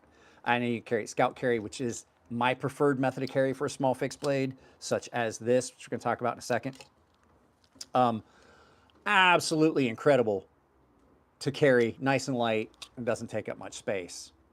I really think that the design came out great, and it shows because I talked with another knife designer who is enormously more popular than me, better looking as well. And we talked about the royalties from the company, and they were like, I got like $2. I'm like, well, that tells me that these are selling well because I'm still getting triple-digit royalties on the sale of this knife for a $50 knife. That tells me that my designs it's still selling well compared to some folding knives. And I keep arguing with like, well, you know, the numbers aren't there to release a drop point version of it. I was like, I don't believe you. Don't believe you because I've got friends that designed folding knives that were immensely popular that aren't making as much in royalties as I am. So don't believe you. So yeah, but this one is the Beyond EDC Geo. It's going to be harder to find because, like I said, the company basically is frozen right now dealing with partnership and financial stuff. Once they figure a way forward, there may be more of these coming out. But yeah, great knife, two-tone G10 on this. And the G10 is not too slick. It's done really well. Great profile on this knife. I have two of them here that two knives I want to show you, and we're going to go until I get through these. This thing just came in, and it is an amazing Wharncliffe. This is the TKL Night Guard. This thing is absolutely incredible, and it's done in a fashion that, yes, this is something that can be used for self-defense. It's amazing, and we may have talked about this before while we were talking about other stuff, but yeah, great knife. I have to say, I'm going to tell you right now, and you guys can go over and tell Tim I said this. This has the best factory edge I've ever gotten on a knife. It makes sense. They're more of a custom thing, and Tim does a really precision thing with like how he does his edges. I think that this, hands down, is the sharpest knife out of box I've ever gotten. Now, this was a gift. This didn't come from Tim. This came from one of the subscribers. It was a late birthday present. Same individual sent me this, Rosecraft. They were part of a late birthday. This is the Sugar Creek. Is it Sugar Creek? Sweetwater. This is Sweetwater Creek Senator with stag handles. Great little knife. But this, absolutely insanely good. Made in America. This is like terrifyingly sharp. So this is basically phone book paper. If you've ever cut phone book paper or newspaper, you know it's not very forgiving if the edge. This is terrifyingly sharp. It is absolutely the sharpest knife out of box, factory edge, I've ever had. And I mean, this is one of those I was like, I hope it doesn't get dull. Because even as a professional sharpener, I look at this and I'm going to go, I don't know if I can get this as sharp as it came from the factory, as slicey, as aggressive. I don't know if I can duplicate the edge on this. And that says a lot, having sharpened literally thousands of knives, being sharpening knives for companies, sharpening knives for custom knife makers, sharpening knives for customers who are incredibly happy with it. As a matter of fact, John Grimsmo at one point had people contacting me to sharpen any of the knives for the American because he can't ship that knife back to Canada. Terrifyingly sharp. The TKL Knives Night Guard is great. This one is in micarta. Their micarta handles are great. This is aggressive enough to be, it's aggressive enough grip on this to be like something that's never going to leave your grip in your hand, but also still softened enough it's not painful. You got to walk that, like when you're doing stuff like that, you've got to walk that fine line of, yes, I want it to be aggressive, but I don't want it to be painful. And he just does such a good job on it. And Tim's, from any time I've talked to him, he's been a great great dude. This one's done in 80 CRV2, which is an impact resistant steel. It typically is not great for edge retention. Now, you can do good heat treats on it. I'm sure that Tim has looked into this. I have a couple knives that I've got in 80 CRV2 that have held up their edge really well, but typically they don't have, impact resistant, yes, edge retention, not as much. But like I said, the couple that I've gotten from, the 3 that I got previously from Jared for review, and now this one that's now mine, just insane factory edges. Now, it's got really cool hardware on it. It is removable hardware if you want to clean underneath the scales. It is Allen on this, and it's got this big ring on the back, which means that you have that control. And if you want to carry it reverse grip, scout style, a lot like a karambit, or in your pocket,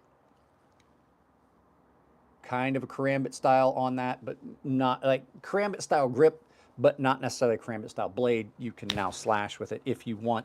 That's a painful movement with that bad shoulder of mine. Like, it really sucks. I'm probably gonna have to start. We talked about it yesterday. They reviewed my MRI results, and they're like, yeah, we got to send you to orthopedic surgery to talk to those guys and see what they say. So not happy about that. But this is a great option. And if you go over, tell Tim, if you're gonna get something like this, tell Tim that I said, man, fucking kudos on the edges on these knives. Absolutely stupid good. How good the edges are on this. And then just the overall knives themselves, just incredibly well made. Hang on a second, my daughter's texting me. Pretty sure it was my daughter. Let me look here. Nope, it was the wife. It was the wife. Let me see what she wants. Sorry, guys. This happens from time to time. We're doing this. Oh, if you guys haven't joined, I would appreciate it if you would join the channel. Okay, yeah, no, I don't need anything. Thank you. I appreciate it. So she stopped me. TCAL Nighthawk on their live. Great knife for self-defense. Yeah, it's great. Came sharp but slick. I think it was overstropped. Slapping it on ceramic afterwards. That's something you gotta be careful with. Like, stropping, you can go too far, especially if you're using like a fine, like if you're using like, which is why I like the fact that I have like the 1200 grit strop compound now. Even if you're using 9000 grit, it's not super aggressive, but you can get that edge polished up more than you want. On some steels, it works great. Works really good on ZDP 189. ZDP 189 does not care. Honey Badger don't give a fuck. ZDP 189 is like Honey Badger. Like, you can strop ZDP 189 at pretty much any grit you want. It's still going to be aggressive. It is insane, especially like at 67 Rockwell. It does not matter what your strop compound grit is. It's fucking insane. I have a KATSU knives in ZDP 189, and it doesn't matter what I strop it on. It just comes off of it. You're like, ooh, don't touch that edge. This next knife is really cool. I'm actually probably gonna sell this because I don't ever carry it. It just seems like a waste for me to bogart this awesomeness. Hate my teammates. I'm done with working with people. Good for you. I don't like people. I sent my buddy a video, and his chick was like chewing her gum really loud, and he's like, I hate when people chew their gum like that. And I was like, I don't give a fuck what they do with their gum. I just don't like people. This is an Olamic 247 Sheepscliff. So not a Wharncliffe, but in that family. But this thing's awesome. I redid the finish on this. Now, I didn't do the rock patterning. It came with the rock patterning, but I definitely did the anodizing and polishing of hardware and stuff like that.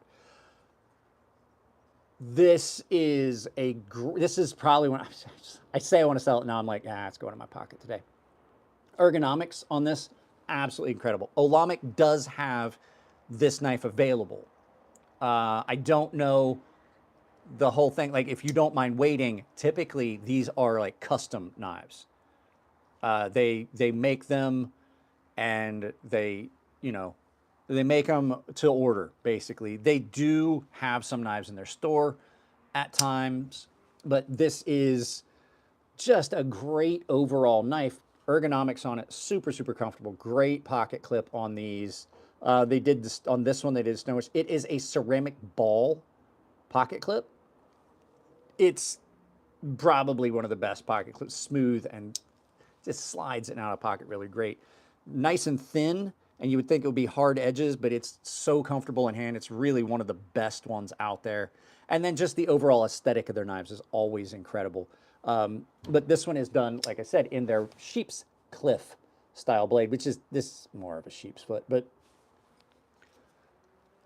if you're looking for a knife that just cuts incredibly well, this M390, their heat treat is insanely good on this. And this edge that I put on this is a 10,000 grit edge, but it is still really aggressive. So that's 10,000 grit, and it is. Oh.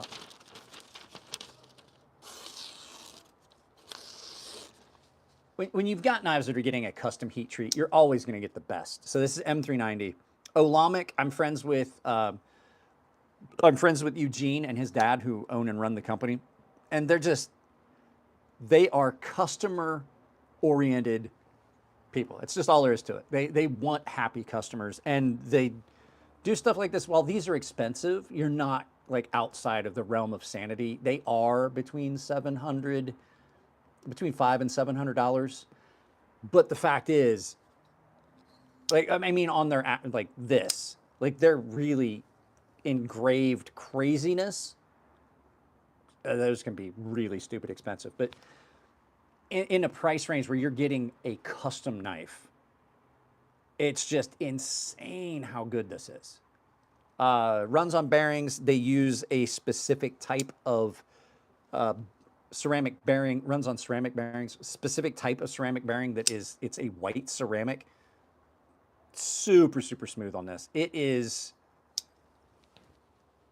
This is absolutely one of the coolest. And the only problem I have with it is it's got a, where's it at? It's got a proprietary pivot screw. This is the tool that you get with it. So Olamic Tactical. That's your pivot tool. So you gotta, you gotta play with it from time to time. Tighten your pivot's kind of a pain because I only have one of these and it's not a keyed pivot. So you gotta figure out how you're gonna get it. A lot of times what I'll do is I'll just open the knife and then I'll put some pressure with my thumb on the back side of it, and then that puts enough tension on the pivot for you to kind of tighten it down a little bit. Awesome, awesome knife. But these are not something that you're just going to find. I mean, you could probably find a baseline model for this knife on their website. It's the Olamic 247. They have a drop point version. They have this one that is the Sheep's Cliff Wharncliffe. They call it a Warren tack, or I'm sorry, not a Warren tack, a sheep's cliff. Just amazing ergos on this. It falls in your hand so well. The lines with the cut. Yeah, I'm not selling this. Sorry, that one's going off the list of things I was going to sell. Just the craftsmanship on them are great. And their customer service is amazing. But like I said, this is one of those ones that I can't recommend a knife more highly than any of the Olamics. Like I said, I'm friends with those guys. Their work is just exceptional on all the stuff that they do. It really, really is. So we can get off of that one. Move on to another one. Holy shit, there's still 55 people here. This one is more of a, how do I say, this one's more of a cleaver than it is a Wharncliffe, but it's the Finch Runtley XL. This is the most expensive 93 subs. What do you mean 93 subs? 93 subs on this live feed? Jesus, did I get that many? Let me look. Anyway, I have 17K subs, really. But this is the Runtley XL by Finch Knives. Again, we talked about this Finch. Oh, I didn't mention. We're going to look at this one too. We'll get back to that one. This is more of a cleaver. Oh, your channel. Oh, cool. Guys, go check out Eagle Scout EDC. I know that there's currently about currently last 60 minutes, 1,700 people have watched this in the last 30 minutes or last 60 minutes. So go check out Eagle Scout EDC. I'm probably going to give you a follow as well. This is more of a cleaver style blade. It's much more clipped, but it falls in that realm with sheep's foot and Wharncliffe. It kind of falls in that realm. Absolutely love this knife. It is a large, this is a more expensive knife from Finch. Finch knives are usually $150, $200 price range. This is closer to the like $300 mark, I believe. But it's titanium M390. This is the Runtley XL. This thing just ridiculously sharp from factory. My Micarta, it's not as sharp as the TCAL, but it's up there. Factories, companies have really, thank you, Todd. Thank you, I appreciate it. My moderators are the only people that are allowed to put up links. It becomes problematic with a bunch of stuff that is not age appropriate for some of my viewers. If you know what I mean. People just start dropping like OF links and shit. So this is done in titanium and some amazing micarta. And what I was saying is I am so happy. I'm so happy that companies are really stepping up their game when it comes to the edges, because it doesn't make sense to have a really good knife, regardless of aesthetics and all that stuff, but to have a really good knife and then have it be dull. That's like going to the trouble of building a supercar and then painting it with a roller, you know? What's the important part about a supercar? Most people aren't gonna drive them to the extent of the speed they can go at. Most people aren't even gonna drive them. They're gonna just have them sitting around doing stuff, but they look sexy. And that's the important part with a supercar. Same thing with a knife. It doesn't matter anything else you do. The important part is the edge. Like that's what you bought it for. And if they come dull, it's just a disappointment.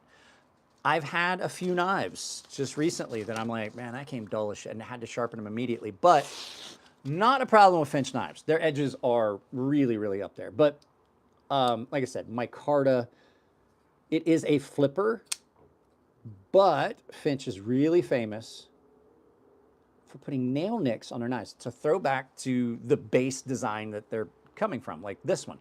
You can reverse flick off of the nail nick. So you have a flipper, and even though you don't have an aperture, it makes me giggle.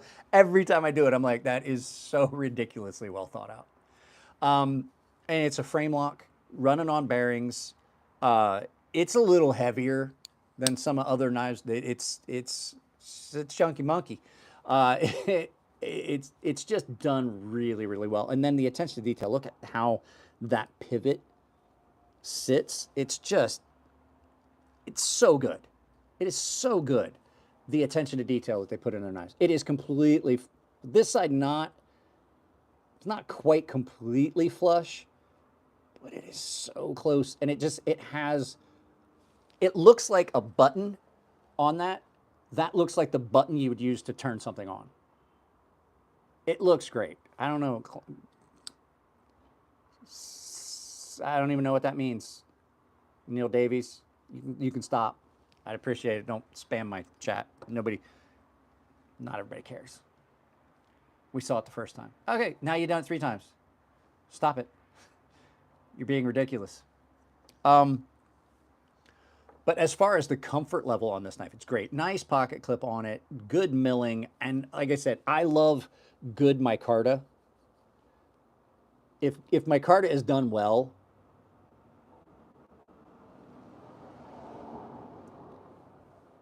this is a work knife. This is choose life, not a knife. Choose school. Stay in school. Don't be a fool. Stay in school. I've come to the conclusion that George Carlin was right. Think of the dumbest person you know, and then realize that half of the people in the world are significantly dumber than that.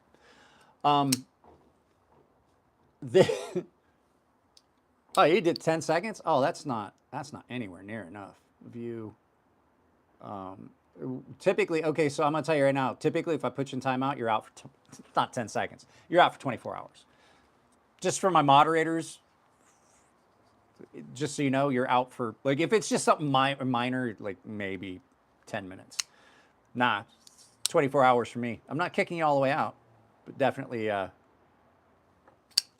definitely a 24 hour. So yeah, this thing's great. Nice pocket clip. It tapers down nice. It is big. I will say it takes up it's a pocket hog. Like I said, it's chunky monkey. It's a big one. But one of the coolest things about this is it doesn't have a finger choil, right? It barely has a sharpening choil. It's adequate. But the way the flipper tab is done, without a choil, I still can choke up on that knife.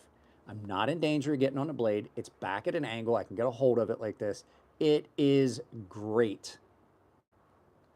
This is a great knife. Absolutely love this. The way it sits in hand, and for just comfort of cutting, you can't go wrong.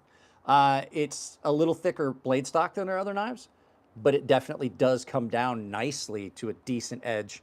And like I said, it cuts really, really well.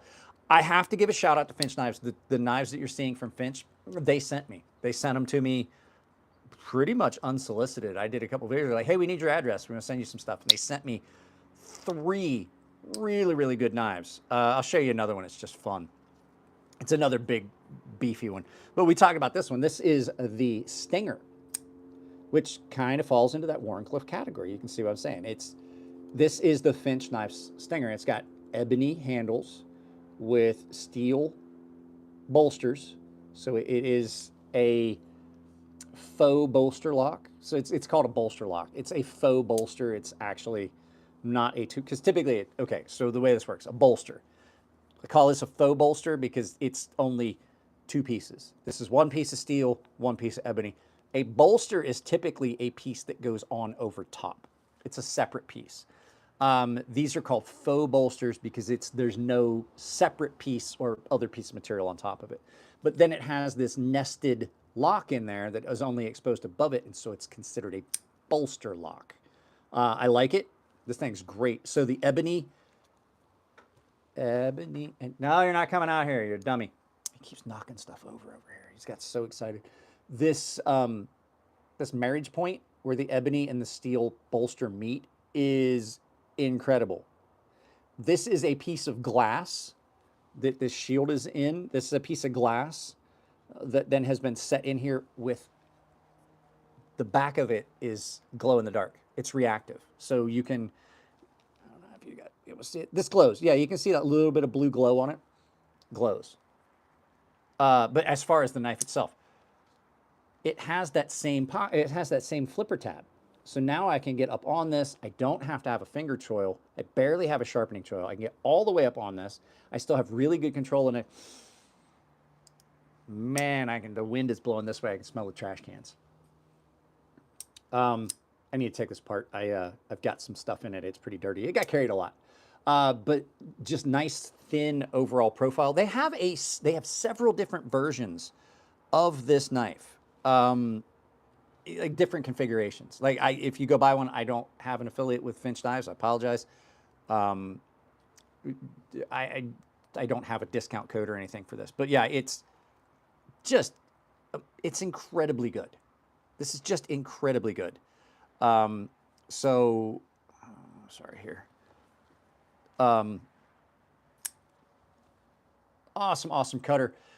The factory edges on the Finch knives, like I said about the Runtley XL, just insane. I carried this knife a lot. I didn't sharpen it, but I have touched it up on a ceramic, my Spyderco Ultrafine ceramic. It probably could do with a sharpening, but it's not bad. This is why you do paper cut tests. See how it's not 100% cutting? It's kind of ripping. It's got some spots on it. It needs sharpened. But since we're talking about that, may as well. A good strop, we were talking about stropping earlier. A good strop may bring that edge back. 154 cm is really good about responding to stop.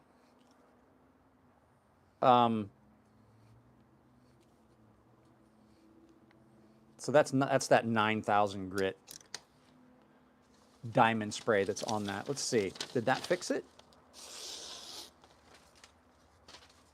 Don't have to sharpen it. That's the great thing about stropping. If you can not have to sharpen your knife, it's going to last a lot longer. It's gonna last a lot longer. But this kind of bridges that gap. This blade style kind of bridges that gap between a drop point and a Wharncliffe. So you get the best of both worlds. Really, really piercing tip on this. But this is just a great all-around carry. Oh, see, that comment is not tolerated, period. Period. I was in the military. I know I fit the overall profile of somebody that would have pillowcases with eye holes cut in them, but I'm not. And if you think you're going to come on here and put up anything that's racist, you get escorted from the chat permanently. You don't get to do that. One, it's fucked up. Two, you're putting my channel at risk. And three, well, it just makes you a fucking dickhead. It's like, oh, I want to play a joke. Yeah, that's not funny. That's dickish behavior. And personally, I wouldn't cry. I wouldn't shed a fucking tear if you walked out in front of a bus. So I have another one that I want to show. This is a very interesting. This is an interesting knife. So this is the Dirk Pinkerton inversion, and this is a knife that I absolutely love. Dirk has been great. He sent me so much. Dirk has supported his channel so much. I've never gotten a chance to meet him personally, but I talked to him. I haven't talked to him in a while, but I talked to him, and he's just all around a great dude from all the interactions I've had with him.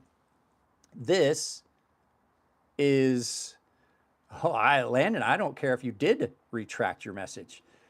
Find a different channel. This is, well, Rickard, I like you. This is the Wharncliffe, and this is a Wharncliffe knife. It's called the inversion, and it's a unique knife. It's I've probably one of the only, I know there's other ones, folding picals I've ever seen. And it's done in a fashion where it's got a Emerson Wave style wave feature on it, and it does have a flipper tab. But the unique thing about this is not the blade, because a Wharncliffe, a slightly recurved Wharncliffe, is a great blade. It really is. You got piercing, you got cutting. It's not as effective for, like, if you're trying to cut down on something, like if you're getting like above and you want to cut down something flat. This is 100% a Pikal. So Pikal is a knife that's used in a reverse grip, and it's simply a stab and drag. And the cool thing about this one is, it's opposed to, typically Pikals are fixed blades. Typically Pikals are fixed blades. They're almost always done in a Wharncliffe fashion. Typically a Pikal is a fixed blade and you carry it on your belt or in your pocket. But California has a weird rule. I can carry any folding knife I want, and I can carry any fixed blade knife I want. I can carry any folding blade I want, folding knife I want, does not matter. As long as I'm, like, depending as the city might have size limits. I can carry a fixed blade only if it's not concealed. I don't know why there's that weird caveat between the two. Like, I don't see it being any different, but this kind of bridges that gap. I now have a Pikal that is a folder, and the deployment on it is about as easy as it gets. And I gotta take my reading glasses off so I can make sure I'm in view. You simply draw back, and that wave feature catches your pocket, if you don't know how a wave feature works. And now I have the best of both worlds. I have a Pikal, but I don't have to worry about carrying a knife as a fixed blade concealed that would violate the, I got a bunch of shit in my pocket. I just realized I got so many dog bags in my pockets. I was like, I mean, I'm not saying like I'm not slim and trim. I'm 50 years old and I'm retired from the military now. I'm not in the shape I was, but I was like, oh, I got a bunch of stuff in my pockets, a bunch of dog bags. This is my take the dog for a walk in the evening jacket. But yeah, you really do get the best of both worlds. Now I have a folding knife that is my dedicated self-defense, or as I like to call it, my shitty neighborhood knife. This is my SNK. Shitty neighborhood knife. And it's attractive. It is very, now these are hard to find. I'm not gonna lie, they are hard to find because these were done by Dirk for his company. Well, they were done for Dirk's company by someone, but there was a limited run of only a couple hundred. This is number 75. serialized, 75 right there. So these might be harder to find, but Dirk did say he's doing another run of these. Lots of customizable features on this. You can take the ring off the back and replace it with a backspacer, or standoffs. I can't remember if it's standoffs. I got the case down there somewhere. You can swap this out with a thumb disc if you don't want the wave feature. If you simply want, I don't know why you would, because it's going to make your life a lot more difficult to do it that way. You can change this pocket clip with a different pocket clip, and you can change the depth of carry. This is about the most customizable knife experience I've ever had.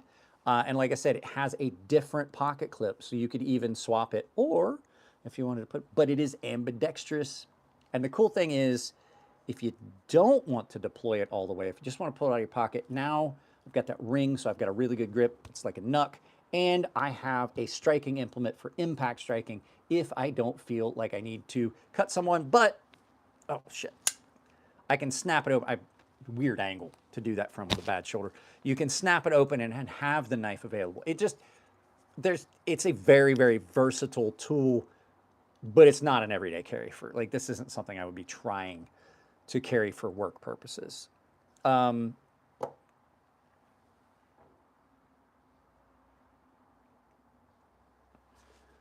So what do we got here? Hey, Michael, have you seen my K390 AD20S already? I don't know. I don't know, Rickard. I don't know. But yeah, I mean, there's so many good knives available. And I mean, I've got literally, what have I got here? 1, 2, 3, 4, 5, 6, 7, 8, 9, 10, 11, 12, 13, 14, 15, 16, 17 that we've had here on the table just review. And there's a ton of them out there. Wharncliffes are a knife that definitely have made a resurgence in previous years. I'm trying to think, what is this up here? Here's one even. This is not even, this is another like really unique. This is a modified sheep's foot style blade on this. This is the Chupacabra by Tactile Knife Company. And it's, well, thank you. Thank you, Richard. I appreciate it. It's done in super lock. It's aluminum, magna cut. I'm not a fan of the super lock. I'm not a fan of even the 80. I just really don't like the back locks on knives. Like not these style ones. They get in the way. If I wanted a back lock, I'd just get a rocker lock or a triad lock. This gets in the way of handling the knife, which is my big complaint about, oh, like I'm on that, I'm too far back. If I go forward, it's digging into my thumb. I don't like that lock, but this is that part removed, a great knife. And it's a USA made company. So the guys at Tactile are great dudes. You should check them out. But there's so many out there, just so many out there. But I want to tell you guys what, I got to end this. I need to take the dog for a walk. My wife's going to be home shortly. I really appreciate it. There will be a video going up tomorrow, maybe. Depends on whether I'm able to get filming and stuff done today. And also depends on what comes of job interviews and things like that. So, but yeah, it should be a video going up, scheduled to go up tomorrow. So check that out. Check out the back catalog of stuff. Check out all the affiliate links down below. If you want to drop a super chat on your way out and say thanks, that's fine. If not, please just drop a like. And check out Coffee Brand Coffee with the link down below. I think you will be happy with your choice to do it. Like I would recommend I'd recommend when you check out, make sure that it doesn't say subscription, because then you're gonna get that coffee on subscription and you're gonna have to go back and cancel it. Just single order, but use my coupon down below, or my link down below. It saves you 10% at checkout. And they have a 100% money back guarantee. So they're not a sponsor anymore, but just to plug, I think it's just a great company, and I've never had a bad experience with any of the coffee I've gotten from them. So, all right, guys, that's it. My wife's home. Love y'all. I'll see you in the next video. Take it easy.